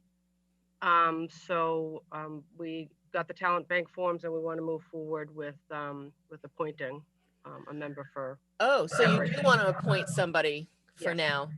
Yep. Oh, okay. And yeah, and I know that, you know, obviously the charter is specific. So the board, you know, the meeting schedule is a little off in December. So we met last night and the board decided to move forward with filling the vacancy. Okay. So, Madam Chair, when is your next meeting, Diane? The 19th of January. 19th of January? Okay. So I was gonna say, I don't know if Michael stepped away. I know Michael and I spoke about this today. There he is. And we, based on the charter, we were thinking of having a joint meeting to see if we could possibly have a joint meeting next week. I know next week is a busy schedule for myself and from what I understand for all of you. So we were thinking maybe if we could have a joint meeting during the day, just for this purpose only. Like I said, we do have two interested candidates already. Just to kind of complete the picture a little bit, what we would do is after tonight's meeting, we'd also put out an advertisement on the website, probably social media, asking for candidates. Because of the time frame, we would need to have that meeting next week and have that discussion. And it would be of the select board and the remaining members of the Board of Health jointly making that appointment through a vote of the majority of all of those present.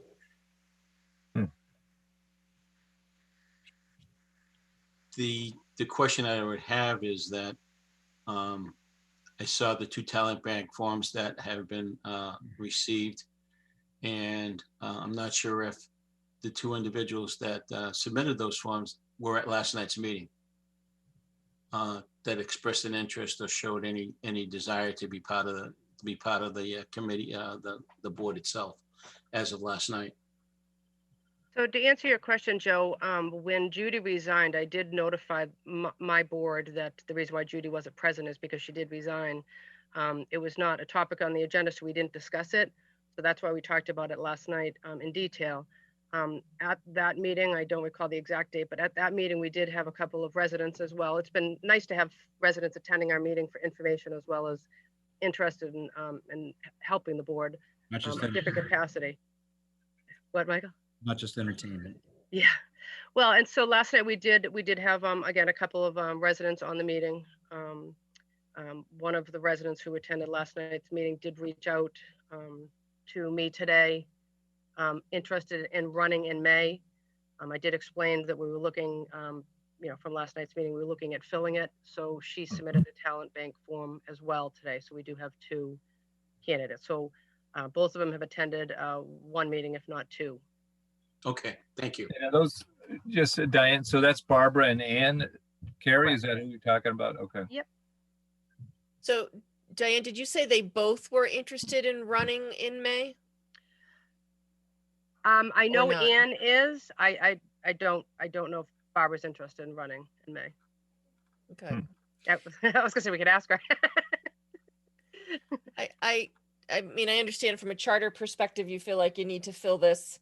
I guess I just, something we've seen is that if, it's an open seat and then we appoint somebody, then there's that sense that the person who's been appointed sort of has that step up because they almost look like they've already been appointed. So, okay, they can, just get the seat.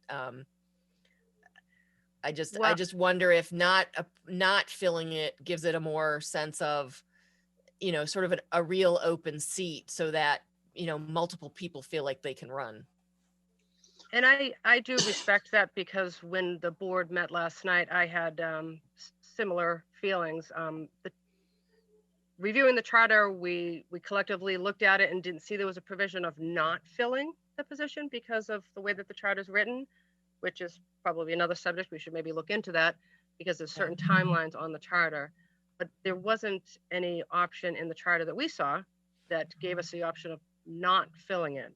If it was within 100 days of a town election, an annual town election, then the position it does not get filled. But otherwise, the way that we read the charter collectively is that we should be filling this position. We talked about it last night. We don't have many split votes, which is great. But I would hope that anybody who would fill a temporary vacancy would understand that it is temporary and they would have to run in May. And they would not be listed just based on what the charter says. They would not be listed as an incumbent on the ballot. They would be, they'd be listed as a new person on the ballot. Okay. But I appreciate you clarifying that because I do agree. I want to make sure that people understand that it is filling a current vacancy. Okay. Thoughts, comments from the board? Have both individuals who've submitted talent backgrounds are aware that this is a position that they need to run for an elected position and the time and effort that goes into that? Have they both been made aware of that? Yes. Okay, thank you. Barbara has attended a couple of our meetings. And again, of course, last time we discussed it. And then I did speak to Ann, who reached out to me today and got more specific details on what it entailed. So I believe both candidates are very well aware that this is a temporary position until May, the May election. I see, Madam Chair, I have a question. I see the KG has his hand up, but how many members on the Board of Health right now? How short are you? We're short one member. There's four current members. Okay. And okay. And I think we should get clarification on that charter from somebody. Yeah, I'm pulling it. Read it ourselves. Yeah, Michael, it was Diane. I was going to say, Michael and I looked at it. To be honest with you, we looked at it a couple of times. I think it's 8-4, I believe it was. Yeah, 8.4. That's the newest version too. That's the one that was just revised. Right. There is a provision in there about 45 days, but I mean, I can't change the past. We didn't have a meeting and didn't have this listed on the agenda until last night. No, that's fine. That's fine. I'm not seeing the provision about the 100 days. It says filling a vacancy. It's 8.4C is the Thank you, Yolanda, 8.4C. Okay, there must be an old one up on the site because I pulled up charter and there's no C. So without getting into further details about that, I did the same thing and we might have to rectify that. But if you go under the town bylaws I think it's under the government, and pull the town bylaws and look at the charter there and not do a general search, it will bring up the current bylaw. I did the same thing and it pulled up an old version, so we might. Yeah, we might want to remove that old one or if because I put in charter on the. Yeah. I have to say that's the benefit of sitting here at home with a couple of monitors. Yeah, so you actually need to go to the drop down and pull up the town charter that way. It only took the Charter Review Committee 5 years to get that done. I know. Okay, well, again, I probably won't volunteer for the charter review next time, but the 45 days probably needs to be addressed. 45 days is not. I know it was questioned. Anyway, KG, you had your hand up. Go ahead and unmute yourself. And thank you. I'm sure whatever I wanted to say that Diane has already stated it, and it's obligatory that we need to fill the seat as the charter says, and there are procedures that's listed in the state law that has been used a couple of times here in this board for filling the Board of Health vacancies in the past. Yep. One other thing that stuck to me was that there seems to be some notion of an obligation for the person who comes in here to run for the election, but it is a desire, but there is no imposition that they need to run for it. I just wanted to clarify that to the candidates who may want to come and test it out and see how things are and then may run for it. So who knows?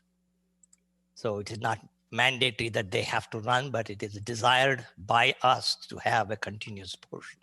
So that's what I wanted to make it clear for the listeners as well as others here. Thank you for allowing me. Okay. Appreciate it. So it sounds like the Board of Health would like us to appoint, and based on the charter, we're more than 100 days away from the town election. So we need to go ahead and do that.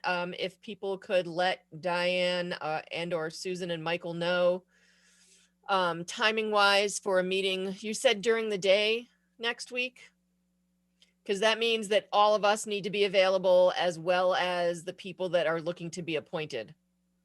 Well, from what I understand, the schedule, I'm assuming for everybody, is a little busy next week. I myself have 2 meetings, so it might be a little tight for next week, but if evening works better, we can try to do that. But I think there's a few other commitments right now for next week. So because of the timing, we were thinking maybe if we had a quick meeting, I mean, even if it's early evening, I don't think it, you know, obviously we'll have the 2, or maybe we'll have more candidates come in front of us. And also, if we're putting a call out, isn't there part of the charter that tells us how long we need to keep people notify people that we're looking for appointees? Notify people of the vacancy. We did talk Right. about that at the last meeting. That's true. But we didn't say that we were going to appoint, so. Well, and I mean, I do understand this timelines on the charter, and I respect the people who put them in there, but sometimes this is why it's reviewed, because sometimes those deadlines are not feasible. So like I said, I myself have a busy week next week as well with a couple of nighttime meetings. If we can get something next week, that would be great, ideal. But so I guess the easiest thing to do is if you know, the board would just let us know the availability next week, and we'll try to pull together something for next week. If evening is better for everybody, what I was thinking is I would reach out to Barbara directly and, you know, to speak about a couple of things about the board, and also find out the 2 or maybe more candidates to see, because daytime might not be feasible for them as well. Yes. If I may interject Go here ahead, for a KG. second. There are 2 deadlines. One is the number of days that you need to advertise it. The other one is the deadline of 45 days that you need to. So no matter what happens, we are at a stage we're going to violate one of those. And the Board of Selectmen could choose which one to violate and then go ahead with it. Right. I think, you know, as with many things in the charter, we can determine that based on different items, we have decided that we need to do X, you know, Y or X. So, and I think, you know, we weren't sure if we were going to appoint. So yes, we have to fill it within 45 days, technically. But I also think that if we're going to appoint people, it would be good to let people know that we're looking to appoint people and allow that to be out there for a certain number of days before we appoint anybody. Otherwise. Yeah, I would agree that we should at least do the 14 days. Right. That's a fair game. I know that is very if genuine. If that's the consensus, I mean, we could, I don't know if you want to do 20th it as meeting. part of the select board meeting at your next meeting. I don't know if that's too much on your agenda. Make room. I think we could do that. I think we could Yeah. make that work. That then gives us, you know, as of today, weeks. 14 days to say, we're looking for people. Please get your talent bank forms in, you know, certainly not on the 20th beforehand, so we can review it, and to be available to come and be presented and present before the board if you want to be appointed. What was the actual date of Judy's resignation? December 1st. December 1st. So the board was notified on December 2nd. Right. So Diane, because you had sent it out to the board. So we're not too I bad. believe that is the effective date. Right. And Uh, the same thing, we received one talent bank form after our meeting in December, because I notified the board that we received the resignation then. Madam Chair, I have another point. From reading the charter, it says, it doesn't, I mean, I don't know what the reading is, but it doesn't say we have to. It says we can't do it if it's within 100 days of an election, but it says there's no other thing saying that we must appoint, at least the way I read it. Is there other language that confirms the fact that we must appoint if we're outside of the 100 days? 45. I did not see any language that prohibited not appointing somebody. I believe there is language that says that it could be voted on by town meeting at the next town meeting, but that's so close to the election. Yeah, no, I was just looking at that particular section. It prohibits us from making an appointment within 100 days. But the other side is not necessarily there, that we must appoint if it's outside 100 days. I guess that's my question. Rob, if you go down to a little bit further down in the charter, it talks about the failure to fill vacancies. Uh-oh. And there's all kinds of timelines there. So, I think, it's okay. like we're bumping up to the 45 days, not that it's going to make any difference now. But I think if my opinion is we defer to the Board of Health. And if they want to fill that position, that's what we should do. Right. And we do it at our next meeting. All right. I guess they don't want it. Yeah, they can't do it just on the forum, I guess. I don't know. I'm just my rationale is the board was constituted with 5 members, and then we need to make sure that it all right. exists as a 5-member board.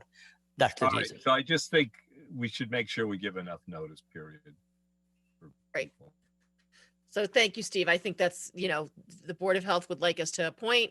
I think at our next meeting, that gives us, it will go a little bit past the 45 days, but we're aware of that. And it allows more people, if they're interested in us filling out a talent bank form. Okay. Thank you, Diane. Thank you, KG, for being here. Great, thank you. Are you guys So staying around for the COVID discussion, Mike's update? I imagine you guys have, I presume you've been pretty involved in all that, so. We got we had our COVID discussion last night. All right. If he speaks for you, then okay. Okay. All right. Have a good night, everyone. Thank you. Thank you, Diane. Thank you, KG. Happy New Year. Moving on, next item on our agenda is the discussion of the status of the Conservation Restriction Working Group.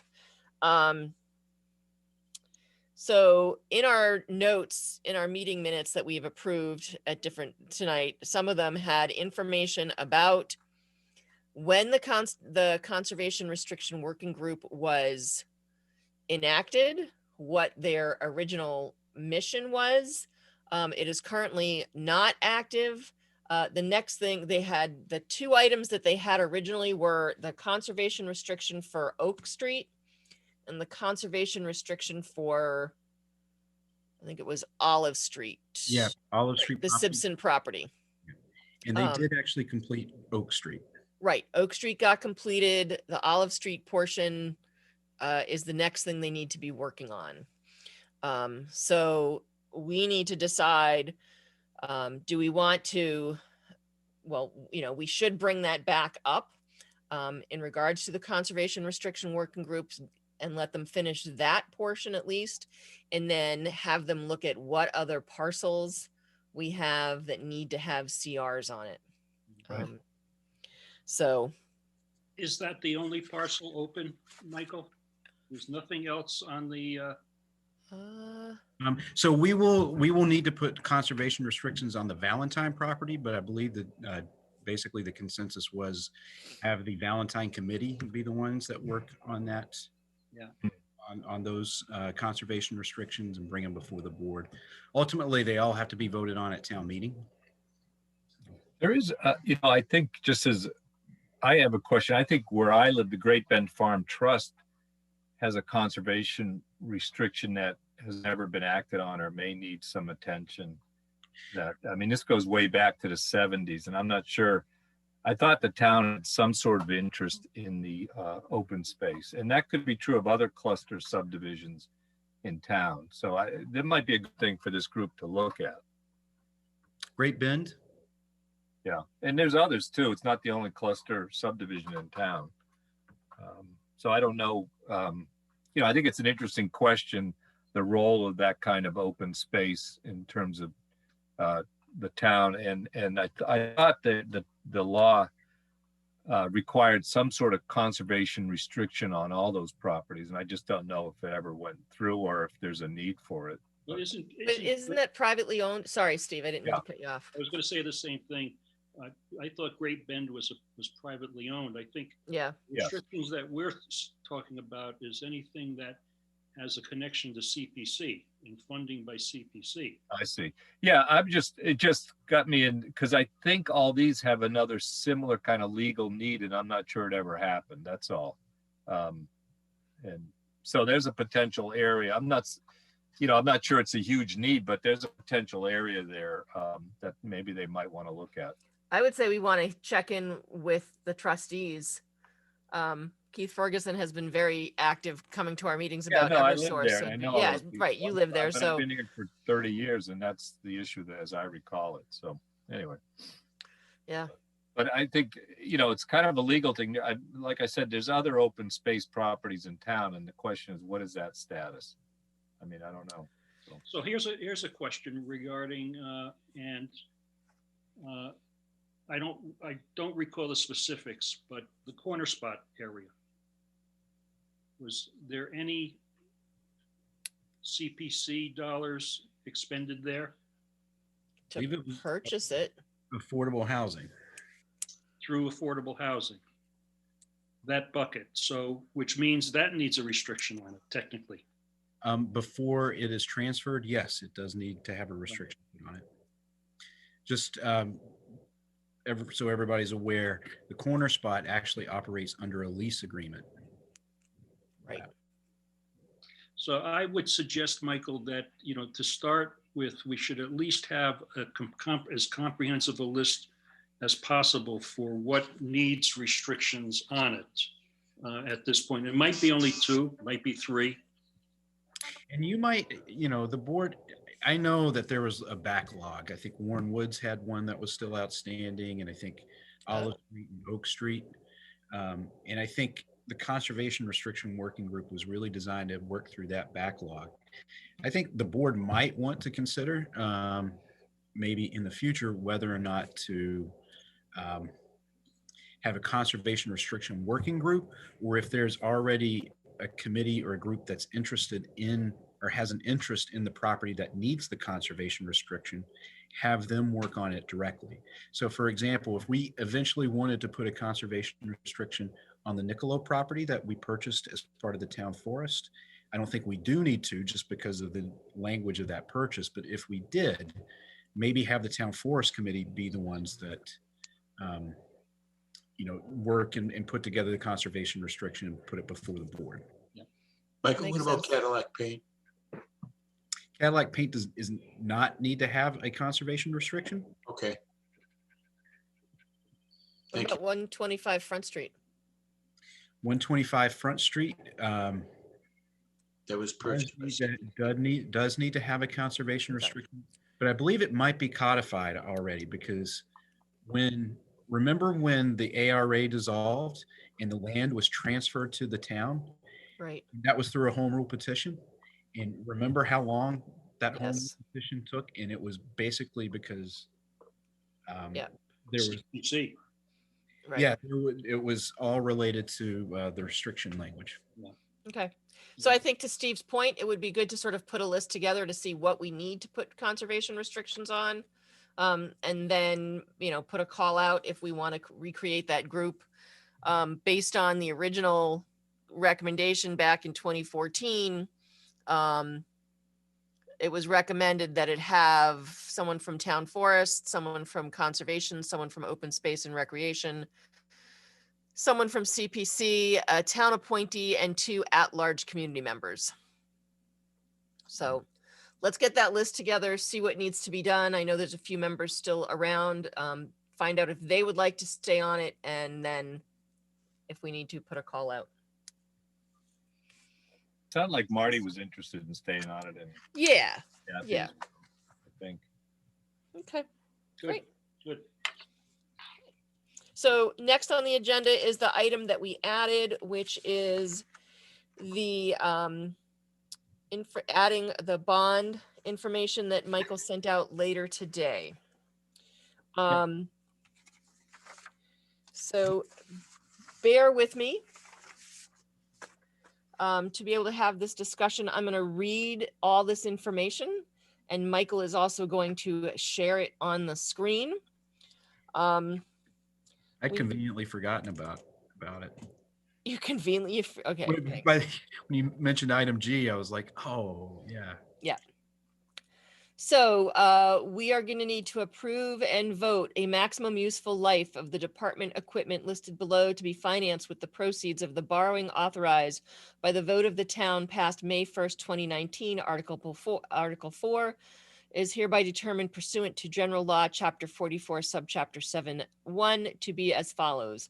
The Warren School Modulars borrowing $500,000 for 15-year maximum life, a pumper truck for $489,000 and $55,000 for 15-year maximum life. Also voted that the sale of the $11,130,000 general obligation municipal purpose loan of 2021 bonds of the town dated January 21st, 2021, the bonds to Robert W. Baird and Company at the price of $12,496,688.83 and accrued interest, if any, is hereby approved and confirmed. The bond shall be payable on January 15th of the years and in the principal amounts and bear interest as the respective rates as follows. And unfortunately, I do have to read this.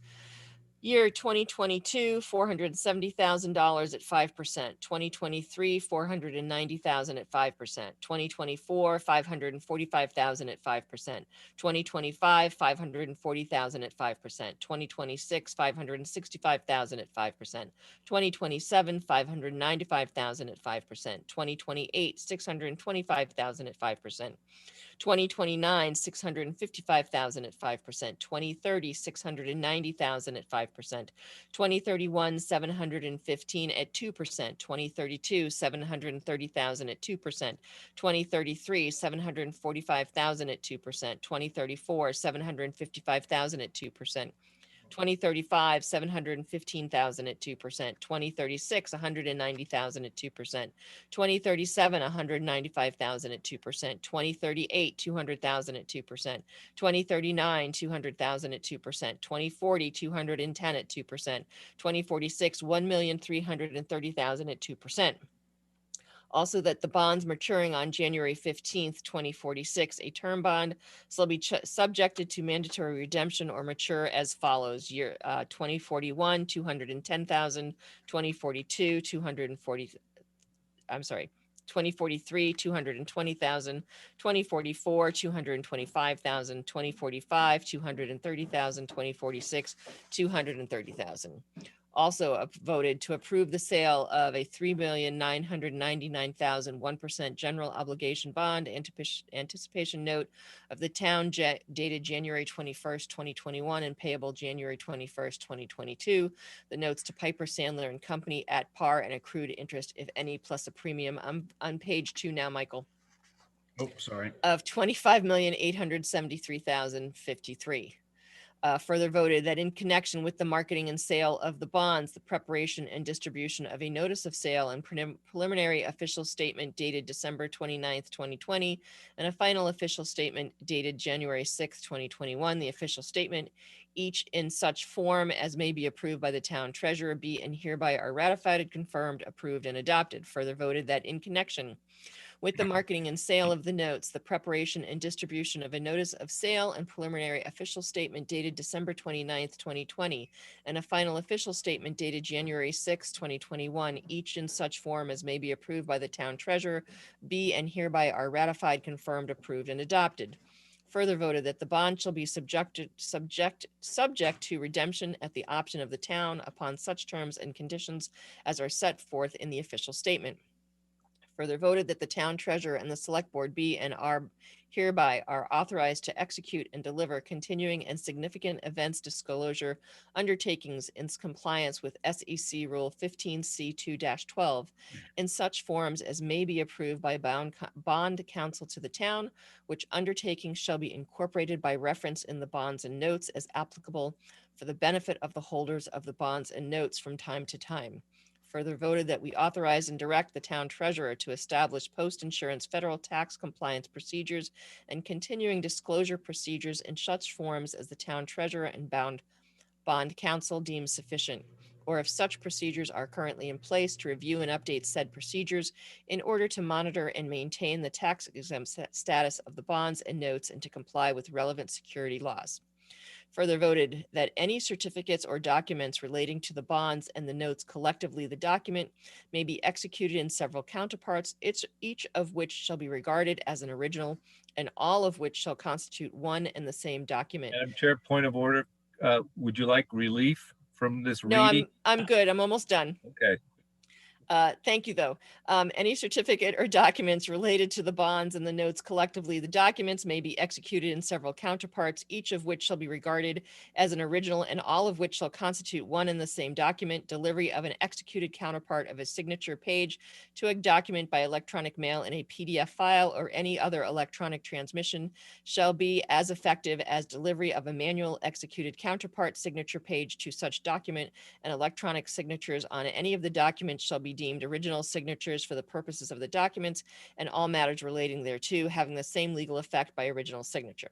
Further voted that each member of the Select Board, the town clerk, and the town treasurer be and hereby are authorized to take any and all such actions and execute and deliver such certificates, receipts, or other documents as may be determined by them or any of them to be necessary or convenient to carry into effect the provisions of the foregoing votes. Hereby certify that the votes were taken on a meeting open to the public, that no vote was taken by secret ballot, that a notice stating the place, date, time, and agenda for the meeting, which agenda included the adoption of the above votes, was filled by the town clerk, and a copy thereof posted in a manner conspicuously visible to the public at all hours in or on the municipal building that the office of the town clerk is located, or if applicable, in accordance with an alternative method and of notice prescribed or approved by the Attorney General as source set forth in 940 CMR 29.3 to B, at least 48 hours, not including Saturdays, Sundays, and legal holidays prior to the time of the meeting, and remain so posted at the time of the meeting, that no deliberations or decisions in connection with the sale of the bonds or notes were taken in executive session, all in accordance with General Law Chapter C30A, Subchapter 18 through 25, as amended and as further suspended, supplemented, or modified by the Executive Office of the Governor of the Commonwealth of Massachusetts, suspending certain provisions of the Open Meeting Law, Chapter 30A, Subchapter 20, dated March 20th, 2020. Good job. Okay. Very nice. Technically, though, Yolanda, that It should have been the clerk. Yes, I know. I was thinking that. I'm like, oh, I feel. Oh, boy. I'm Well, sorry thank about that. Boy, you skipped out of that one pretty well. I saw that and I'm like, Did you you know see what? the hand raised I'm just a not- little bit? I'm It's not not a gonna big make hit. Brandy do it. I'm gonna, you know, Randy had to do the tape. So, we had Yolanda. Brandy do Wow. the taking, so. got a do-over here. Come on, Brandy. It was quicker than That's where I thought you were going. When you said point of order, I thought. I thought Rob was stepping up. Yeah, absolutely. I refuse to hear anymore. Okay. So if I could just someone say motion and second. So moved. Second. Great. Okay. So I know when I first saw this, and I think I saw it before most of you, I had a number of questions. So please ask Michael your questions so that we can get this clarified. The one thing that before I open it up, the one thing that I did find was that this borrowing is within the levy. None of this is excluded debt. Okay. Okay. This is all within the levy. None of this is covering excluded debt. Thank you. Any other questions? Go. Who wants to go first? I just have one quick question. I Go see ahead, a lot of 5% interest rates. Is there any way those rates could get lowered, especially now where the rates are low now? I mean, I know Christine in the past used to do that. Is that being looked at or no? Yeah, you're looking at the coupon rate, Joe? Well, the rates that were just read off, yeah. Yep. So that's the coupon rate. It's very different than interest rates. So I tried to explain this a little bit to Yolanda earlier. You have the coupon rate, you have the premium, if any, that is paid. So sometimes a bidder will pay for above face value of the bond, and that's called a premium, and that basically does something to the yield that the investor receives on that. So when you blend all of that in, and the other thing I think that's really important that a lot of people don't understand is, if you have a 30-year bond, it's not like one bond that you amortize over 30 years. It's actually 30 separate different bonds, one year, one 2 year, et cetera. Long story short, when all is said and done, what our true interest cost is 1.48. Okay, all right. Thank you. You're welcome. Any other questions, thoughts, comments on this? Just the big picture thing, Mike. We're just refinancing a lot of these old debt, this old bonds. Some of it, and then some of it we're permanently financing or renewing it. So the items that this includes, in addition to the pumper truck and the modulars, includes the public safety feasibility study, the water upgrades for downtown, technology upgrades for Ashland Public Schools, bleachers for the middle school, part of the, in advance of the downtown project, part of that, part of the 126 project, and then the Tri-Street land acquisition that we financed, not the one that we paid for with CAP. So all of those were previously authorized. So Michael, you mentioned public safety feasibility. I'm assuming you mean public safety engineering and design. Yes, sorry. Mendez feasibility. Yeah, I meant the public safety engineering and design. I apologize. Yep. Okay. Any other questions or comments? Or any other discussion? No? Okay. We have a motion and a second to vote on. Kinsman, Aye. Mignani, Aye. Mitchell, Aye. Scheer, Aye. and Greaves. Aye. Thank you. That passes. Thank you for being willing to add it to the agenda. Thank you. You're welcome. We can get it done as we need to. Okay. Priority project updates. Rail Transit District. I did send to the board recently, as soon as we had received it, the project approval letter from the Department of Housing and Community Development for UGC's project, the Arbella at Ashland. And that's 180 units, age restricted, 25% affordable. And so DHCD has looked at that project, which is being done under the local initiative program, and has approved that. So they now have the ability to start preparing for a comprehensive, submitting for a comprehensive permit. Great. So that is that one. Downtown, I am asking BSC if they can come to the board's next meeting to give a presentation on the downtown project, including costs and sequencing of the project.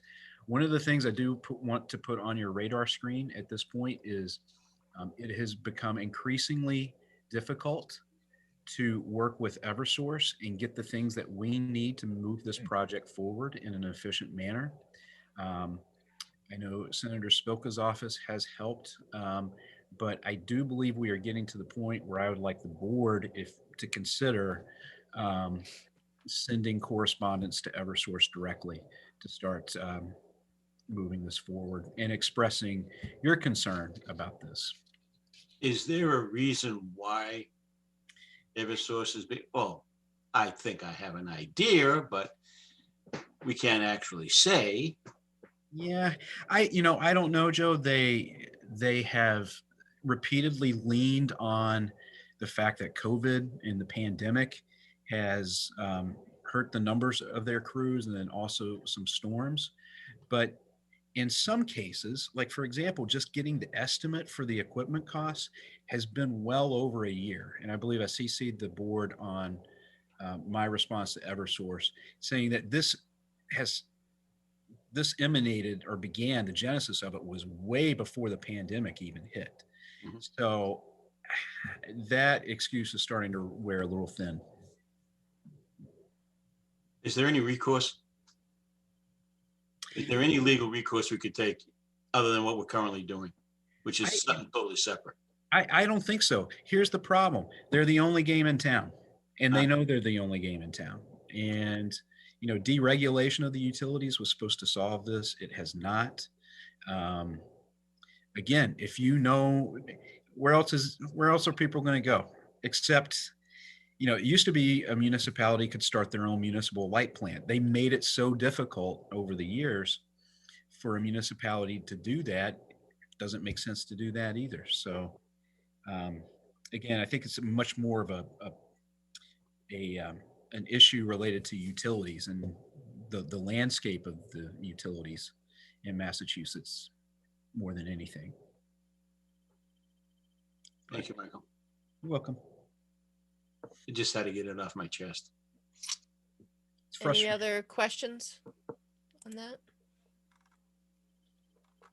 If not, moving on from rail transit to downtown?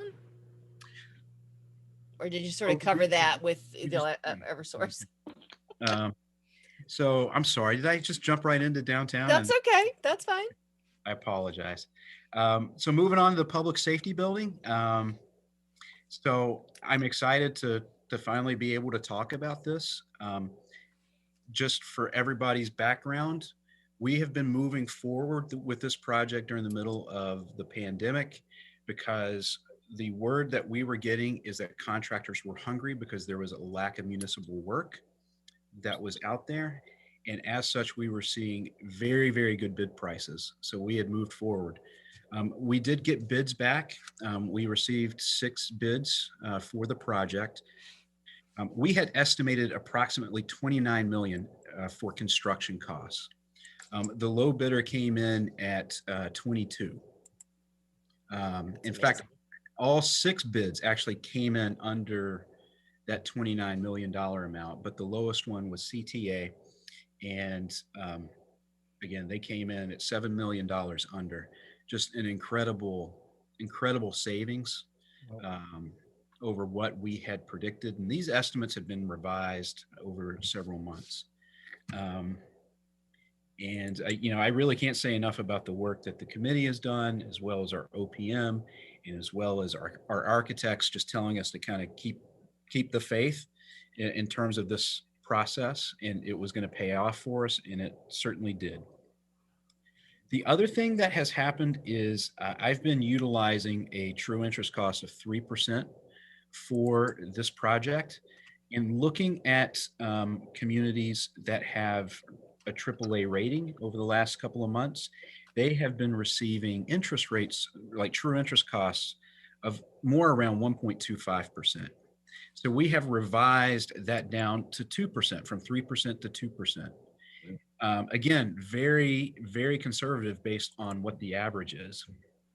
And what that means is when you add the savings from what the bids came in at, plus the lowered interest rate, you see the cost per household for the public safety building project go down to under $100 to $90. And actually,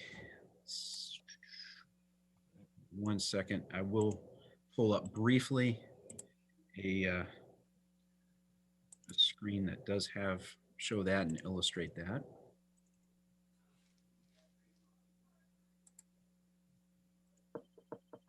Because everybody likes pictures, especially Robin and Cindy, right? No. Again, this has both projects, meaning the Mendez School and the public safety building. The Mendez also benefits tremendously from the lower true interest cost. So again, you'll see in orange, the public safety building, that drops down to 90. That is down to 90 from what we had it at before at 158. So roughly $70. Michael, this is still a 30-year bond. Have we looked at what it would mean if we did a 20-year? We're looking at it, and we're playing with a couple of different things. Obviously, if we do reduce it, the amount of interest that the town pays overall is reduced. Right. But then also the payment goes higher. Right.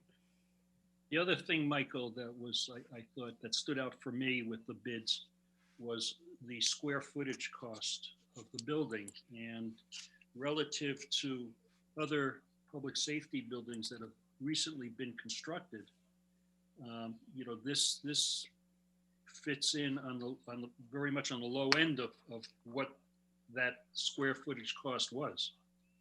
Yeah, it's so John, our project manager, he keeps a list of recent public safety projects and what their cost per square foot has been. Southborough has always been the anomaly. Everybody compares us to Southborough, and it's really, really tough because it's a recent building and it just came in obscenely low, a total anomaly. But with this new cost that we received, ironically from the same contractor that did Southborough, we see our square cost per square foot just above them. So looking at the ranking, we're pretty low in terms of cost per square foot. So Mike, what's that cost? I'm just curious. I'm sorry? Square foot cost. Do you remember what it is? Ooh, I wanted to say it's 570. 570, 575. Yeah. So, and just to go a little bit more into it, that's $90 per average household. We're also carrying, in addition to that conservative interest rate, we are also carrying a significant contingency. And if we don't use that contingency, that is money that does not get taxed. That is money that we do take in and does not get taxed. So you would actually see that $90 number go lower. Okay. Robert likes that. He's nodding his head up and down. Thanks, Robin. No. Great. It's great news, Michael. So when we go to town meeting, we will have a final number that we will be asking the voters to approve. What will that number be? Do you know? John just sent it. Jen, do you have it right in front of you?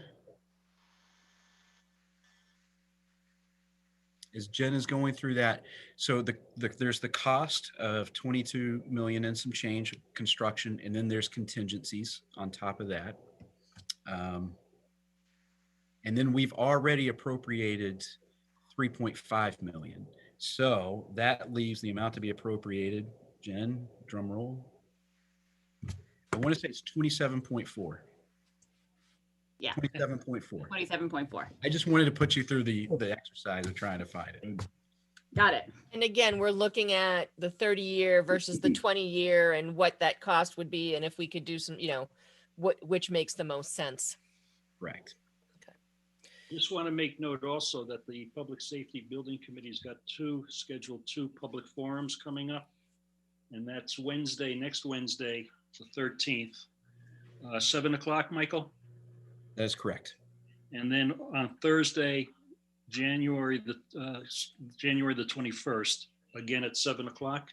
Yep. It is 7 o'clock. And we might look at doing something during the day too as well, because give people an opportunity who might not be able to attend at night to attend virtually, I should say. Right, because these will all be via Zoom and they can join at the website. Yeah. Oh, this meeting's going to get over real quick because you took all my thunder for my report, so that's good. That's a good thing.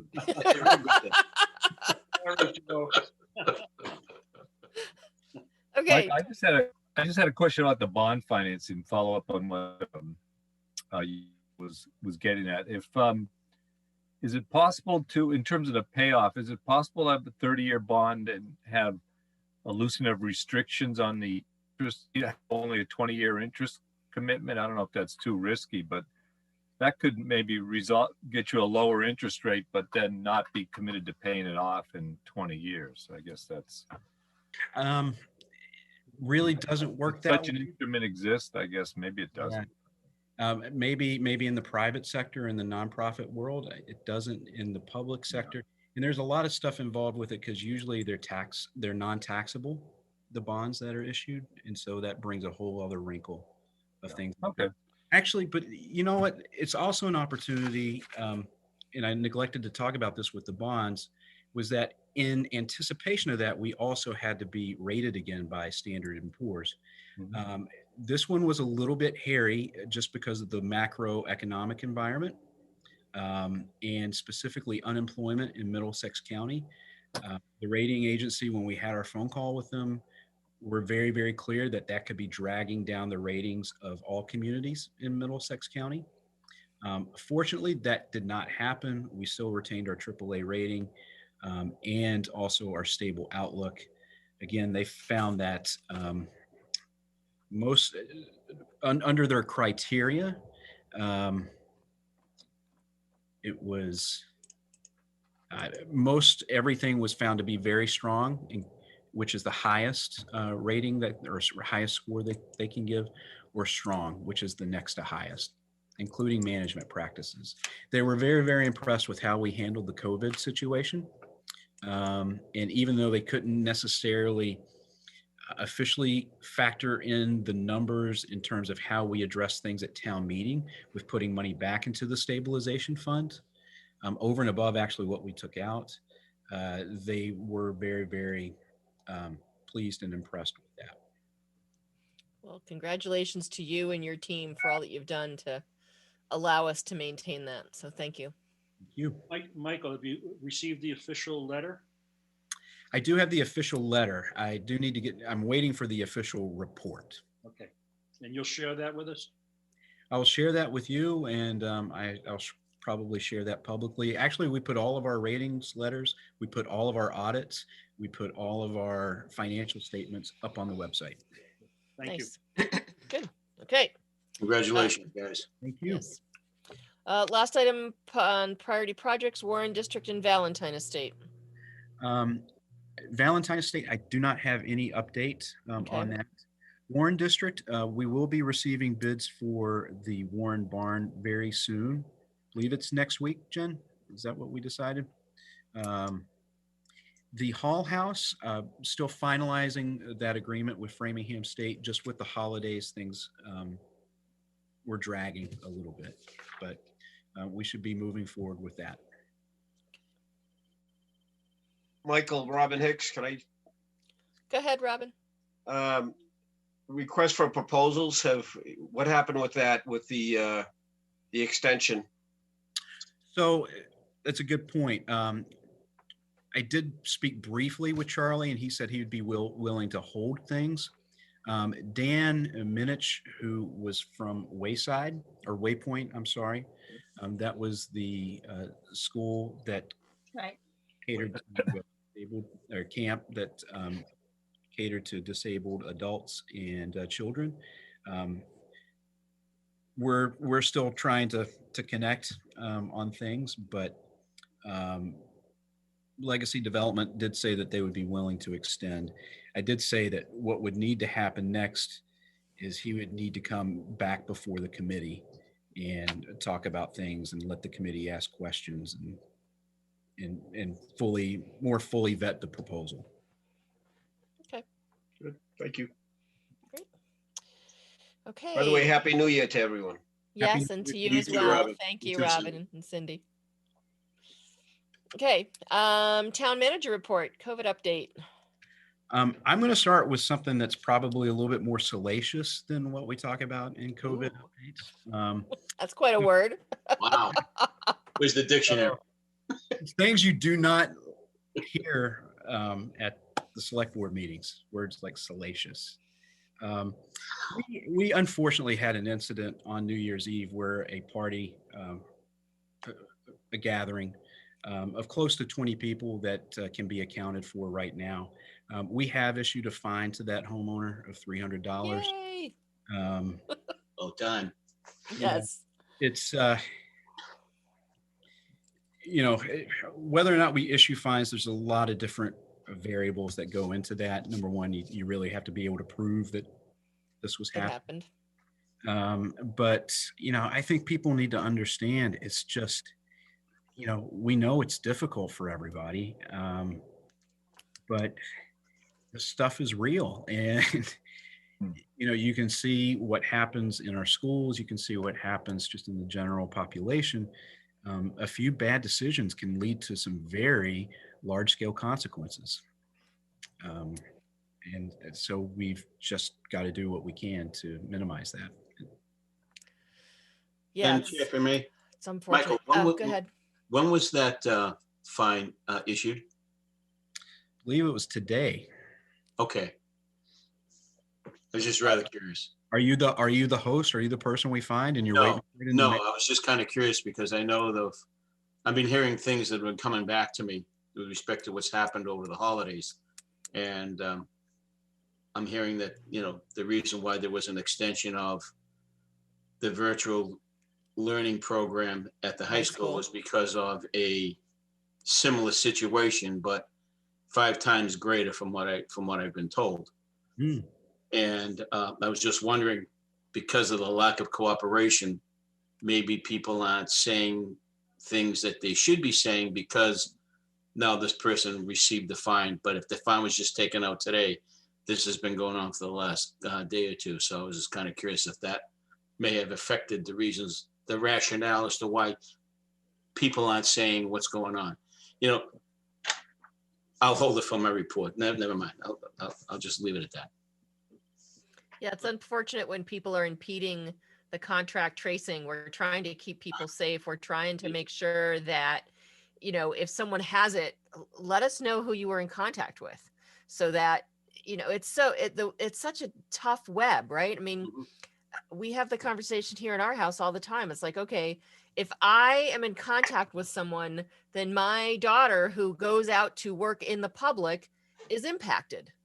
But you got to be honest with people because it's just crazy. It's so hard. Yes. So usually the word, Michael, that's used in the select board in a meeting is more scandalous rather than salacious. Well, you So, I was trying to steer away from that. Could I make a suggestion? Because I think it is, you're walking a fine line between enforcement and trying to, encourage people to do the right thing on their own without, being beaten by a stick. But, I think it might be helpful. I know, Michael, you put together these newsletters that you send out. I think it's helpful for people because I've talked to a lot of parents that are very frustrated with the schools going remote and, that process and we feel the frustration coming from Mr. Adams. So, we know that this is an issue. I think if there's a broader understanding that there may be fines and that, it doesn't have to be, really, the police showing up at everyone's door and people ratting each other out. But, it's like, the personal responsibility is a big thing. And if people know that there's potentially a consequence, it may kind of help, better alleviate and curtail some of this activity. Yeah. I mean, and I think to your point, Brandy, I talked to some friends in Belgium and they've been hit really hard. There, you can't have more than 4 people in your house. And it's €1,000 fine. Wow. So consider that. So a $300 fine, we, to your point, we need to enact these fines and let people know that there's a price to pay for not following the guidelines and the rules and regulations that have been put out to try and keep people safe. Wow, €1,000 euro. €1,000 fine. Wow. So that's over $1,000. And that's for having 4 more people in your home. Yeah, if you're found to have, higher than the, now if you have 6 people who live there, you're fine. I was going to say the Arusi family would have been fined $1,000. No. It's if you have a gathering and it's, above 4 people who don't live there. Yeah. Wow. I don't think the vaccine can't come soon enough. I know. Yeah. Oh, that's a good segue. That's a very good segue. It's a little disappointing how long it's taking, very honestly. But go ahead. So I do know that the state has contracted with some of the drugstores like Walgreens and CVS to deliver the vaccine to nursing homes and skilled nursing facilities. That is happening, at least the ones in Ashland. So we're happy to hear that. The next is our first responders. They will be starting the vaccination process next week. They will be joining a number of other towns in conducting a vaccination drive for first responders in Westboro. And we're still waiting for guidance from the state on how we are going to deliver vaccines to the more of the general population. It's supposed to start with seniors and those who have comorbidities, and then be delivered to healthier people as it goes on. Again, we're still waiting for guidance on what role we're going to play in that, what role we're going to be asked to play, and how we're going to do it. I have to say, I did find it interesting. There was the list on the state site as to where first responders from various towns could go to get their vaccines. And it was interesting that certain towns like Andover had 5 or 6 different locations that their first responders could go to. Andover's big, but I don't think they have that many first responders, whereas Ashland had one location. I mean, it was, Well, and how late and how long it took them to create this distribution process. well, we actually were not going to be in line to get the vaccine or one of That's the, ridiculous. because we, at the time, initially, the state said you had to have a first responder population of over 200. And of course, Ashland does not have that. Right. So we started looking, and I have to thank Sergeant Berman for this, working with other towns to bring, pool our public safety personnel together to go over that 200 threshold. And so that's how we're one of the ones to get What an odd rule. Very odd. I mean, in all the towns, it seems, you look at the list, now have a place to go, but I don't know. It was just, it doesn't feel like it was very well thought out. I have a question with respect to that. With all the paramedics that we have in the area, in our town itself, why can't we give the shots by our own paramedics? Because we have to get the vaccine. I mean, well, the vaccine. That's getting the vaccine. It's getting the vaccine. And then storing the vaccine, Joe. There's like we don't necessarily have the storage capacity for depending on which vaccine that we. Okay, no, I guess I understand that, but they should at least allow that option, maybe to make it a little bit easier for people. Well, that being said, I mean, I do know some of our staff members, so certainly Sergeant Berman, as well as John Bravelli of our fire department, will be participating Monday and helping to vaccinate people. So. Good. And Monday, the first responders are going to be starting to vaccinate. Monday and Tuesday, yeah.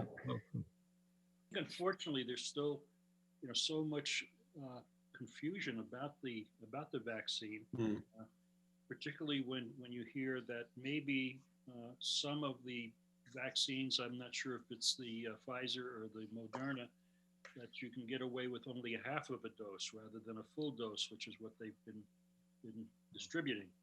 So, it's odd. A lot of confusion.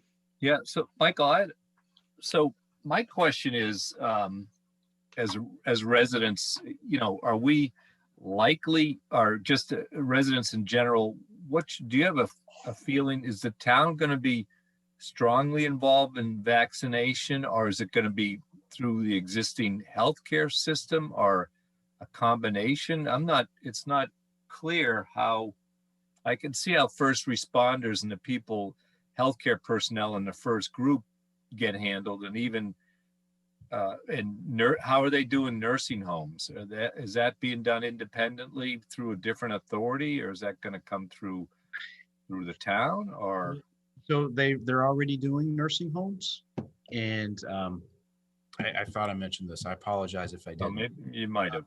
Did, but that's so okay. Walgreens and CVS are working under contract with the state, and they're handling any of the group care, the nursing homes in our town. So what about the rest of the regular citizens? And are they likely to hear from our Board of Health, or their own healthcare provider? Or we do know our Board of Health is going to be expected to play a role. We just don't know exactly what that is right now.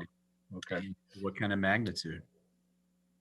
I thought part of the rollout of the vaccine, more obviously to the general public, was going to incorporate these mass sites similar to the testing sites that exist right now. Very well could be. Very interesting. Yeah. Well, hopefully we'll hear more soon about this. So, And I do know that they were saying that general public, so healthy, younger people could expect in April, later in the spring. Right. Yeah, no, I think we've heard this general schedule and the idea. I just not You need sure more how it's actually specifics? going to be done and who's keeping track of all this, for example. Right. You know? Rob, you're getting your shot in February. All right, thank you. Yeah, so Okay. it could be complicated, like who's keeping track of all the vaccination records? How's that going to happen? Right. Especially if, you need one and then you need a second Yeah. one. And no one else will have Jen out there with a clipboard. I Probably know vaccinated. Diane, she don't, yeah. Jen didn't deny it, so that's a good thing. It'll be interesting to see. Another job Jen gets.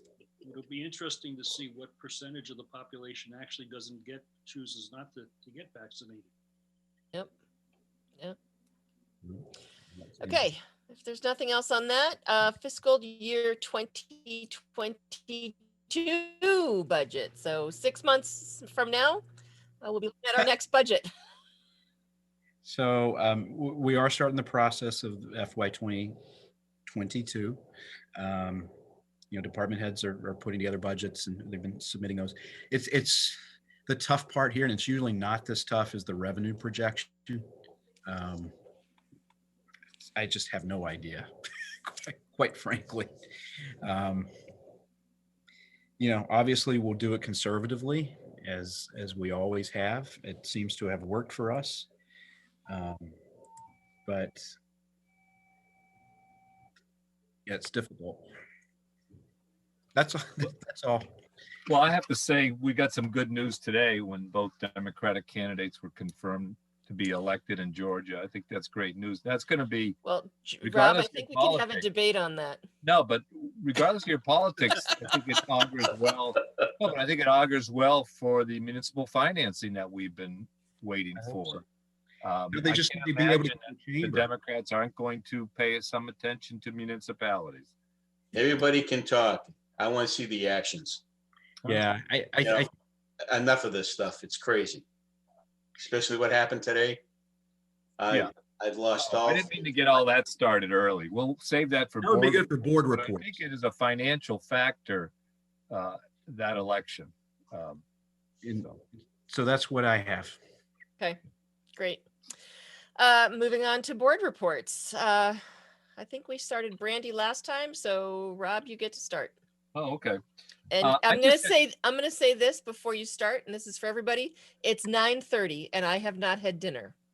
All right. So I haven't either, but so I'm just getting warmed up. Look at it. I'm Michael fading just away left. to a blunt. I just actually a quick question, and Julie was sending those emails about the water pump and who paid for it. I thought the answer, and my question, did someone get back to her? I thought it was an obvious answer that and Michael said the developer paid for EJ it. Fish. Yeah. Right. So hopefully someone just reminded her of that or told her that. I wasn't sure I should respond. no, you should not. Yeah. Anything like So, but- that, it's either me or Michael will respond. Yeah. So if one of So- you guys would and just, Yeah. She'll just ask it a different way again, so. well, Even after we give the answer, it'll be asked in a different way, and that is all right. frustrating. Just MBTA Advisory Board Executive Committee's meeting this week, so I'm looking forward to see what may be new there. There's so much going on and so much uncertainty, but I'll let you know what happens with that. And yes, I think one thing, and I don't know if Joe's going to talk, I think, we talked a little bit about what's going on in this country. I think it's extremely important for us to pay attention to this and adhere to our democratic principles. I do want to note that I think the fact that the Democrats are likely to control all three houses of government, all three parts of government, is a significant good news for our municipal finances. And so I would say, Michael, in terms of looking at next year's budget, that's, there's likely to be assistance if it's needed. Whereas just a few days ago, we couldn't say that. So I think that is significant. So, I would agree. Well, we could change the town of Ashland and we can name it Pakistan. We get all the money we want. Well, okay. But no, We were talking about a specific issue, which was the fact that the CARES Act did not include, it was not likely to include municipalities. I think that's changed now. That will right? change. So, Yes, I agree. anyway, but that's all I had, Madam Chair. Okay, Thank you. Steve? Thank you. Just a couple things. First, I want to acknowledge the police department for the response to the event on Buckley Avenue last week. And Oh, yeah. response, the quick regional response, and as well as the way the chief reached out to the community. You know, I know that they spent, Brandy, I know you're in that neighborhood, and you know, I'm not sure. It sounded like they went door to door to a lot of the sections there. I don't know if they hit your home at all, but you know, I think it's I think they really did a good effort to you know, both catch the Perpetrators. That's the word, and as well as respond to the community as well. So I just wanted to acknowledge. Yeah, thank you. You know, it was impressive reading in the paper.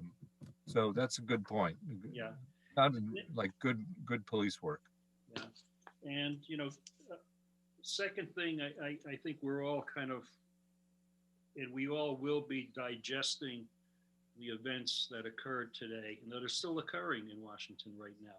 And, you know, I think it makes no difference to me whether a mob is a left-wing mob or a right-wing mob. A mob is a mob. Yep. And, you know, it's just watching some of the coverage today, it appeared that, you know, quite a few people, they were actually peaceful, but there was a subset that became a mob. And they become a mob because they're provoked and they're incited by someone. And that someone happens to be, in this case, the President of the United States.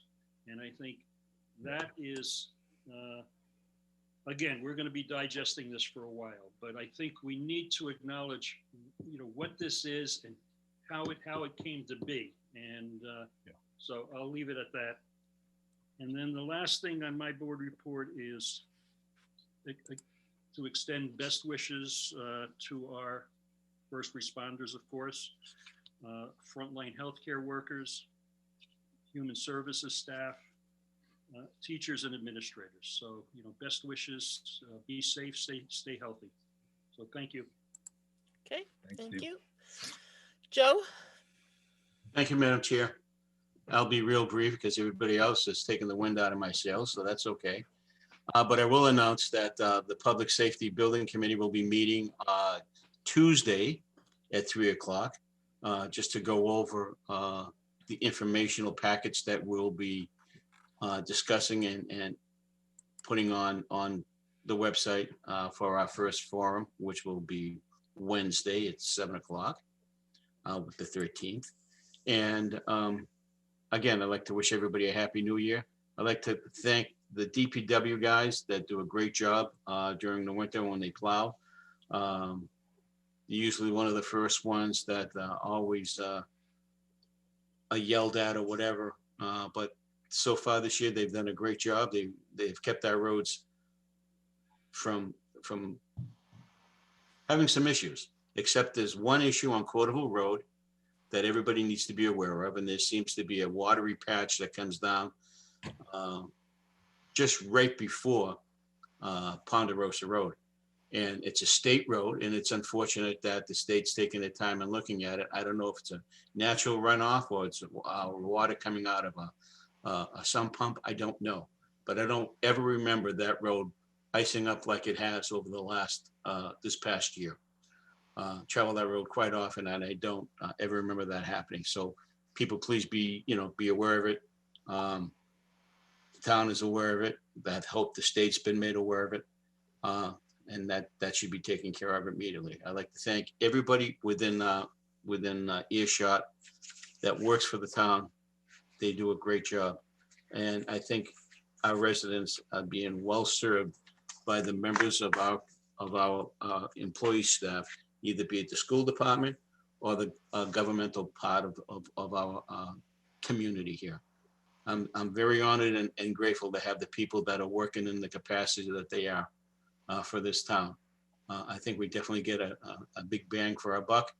And with a lot of well wishes and a lot of accolades to all those who put a lot of time and effort into it, and even those who are like us, volunteers. You know, the volunteers are the backbones of many groups, and I just want to thank them all, and including all of you. One other thing I would like to ask or say is that my thoughts and prayers go out to Jim and Lila. I hope that they're feeling better, and it's a slow recovery for both of them. And I wish them well. And Jim, we need you to get back, because I love discuss. I'll say the word discussion. I won't say debate, but I'll say discussion with you. And I miss those discussions that we've had and debates that we've had. So please get better soon. And I look forward to seeing you around. Thanks for bringing that up, Joe. Thank you for doing it. You know, so yeah, that's about it. So thank you very much. And great news about the public safety building. And Mike, I'll be in touch with you too, because we're meeting on before Tuesday. I'd like to get that all squared away. So cool. Thank you, Madam Chair. You're welcome. Brandy? So I'll be real brief. I pretty much went dark during Christmas and New Year's. I took about 10 days off, so literally off the grid. Not quite Michael off the grid, but off the grid. So, anyway, the only thing I really wanted to talk about, we talked about the Housing Production Plan Forum from last week, but I did register for the MMA conference, which I think the registration closes this week. If anyone else is looking to register, it's virtual. I think all the workshops are going to be available kind of like on demand. So, which I like the idea, because I don't know if I can, you know, do 2 full days during the week, but I'm looking, I saw one session on net zero, which I think would be really interesting to attend. So, you know, there's a few other workshops as well. So that is all. And the only other thing, you know, I know we talked about the events of today a little bit, but the only thing I would add, because I know people look at Washington, D.C. and think it's far away, and that it's not really applicable to what's happening in Ashland. But I just would caution people and remind people that, you know, words matter, things matter. You know, you read something on social media, it doesn't necessarily mean it's true. So, you know, you know, all of us here are serving our community, you know, and how do I put this? What we say about our community matters, and all of us here are putting the best interest of our community first. So I just want to put that out there, that people, I've had people say to me, oh, everything is fair in politics. And it's personal because it's personal.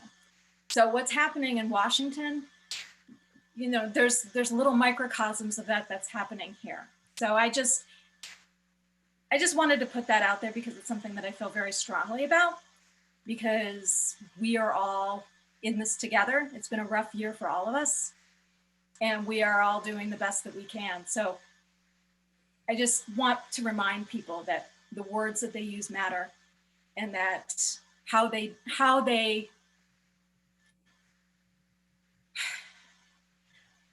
what we all do reflects on our community. So I'm just going to leave it at that, but it's something that matters a lot to me. Yeah. Well said, Brandy. Yeah, very well said. Thank you, Brandy. So I would like to just a couple things, start with the sort of straightforward. So MMA, I'm also signed up for that, the 21st and 22nd. If you can, I recommend, you know, I think it's going to be very different, but I think a virtual conference can be just as enriching and educational as an in-person conference. If they do it right, there will be ways, and I believe I haven't looked at the full schedule. There's ways to engage and interact with people in different rooms and stuff. So if you haven't registered and you'd like to, just let Susan and Michael know, and they'll get you registered. We've also received an invitation from MAPC. They're having a meeting on the 28th of January at 9 o'clock. where they're reaching out to elected local officials on their Metro Common, their 2050 Metro Common, which is their regional plan. So it's a free to attend, and that's at the 28th at 9 a.m. If you haven't registered, if you didn't get that and you're interested, let me know and I'll make sure it gets forwarded to you. I didn't take completely off between Christmas and New Year's. I did get to spend some time with family. I attended the housing production plan. I think it was unfortunate, the number of people that attended.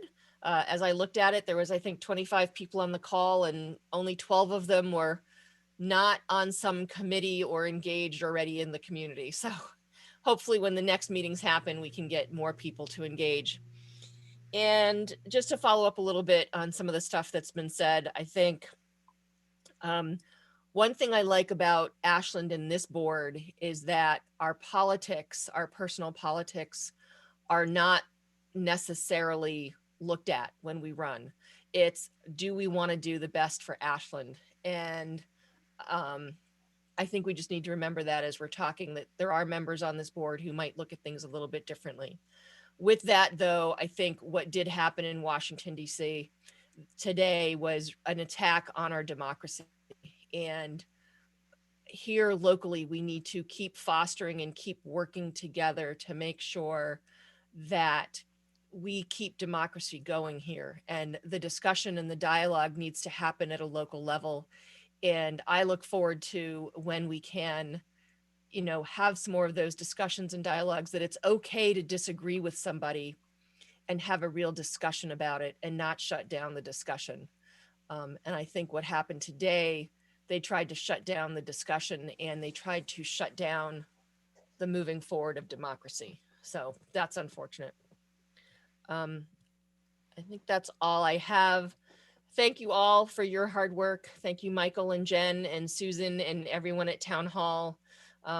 Steve, thanks for bringing up the information about the first responders. I read some of this stuff and I say, oh, I need to bring that up in a board report.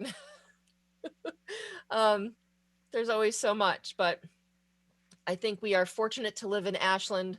I think we have a community that supports each other and works together. And I'm always amazed when I hear about what people are doing to help support the Ashland Emergency Fund or at our senior center or in our schools. So I invite people to come and participate here and give us their feedback and their insight here, because we can't have the debate well on social media, not the way it is. So to have the debate and discussion, come to our select board meetings. And I know I'm talking to the choir, but hopefully people watch this later and come and have the debate and the discussion, because that's what needs to keep happening to have democracy move forward. Anyway, if there is nothing else, I would ask for a motion to adjourn. Or are you waving, Steve, or do you have something else? No, I'm just He's waving goodbye. He's just waving goodbye.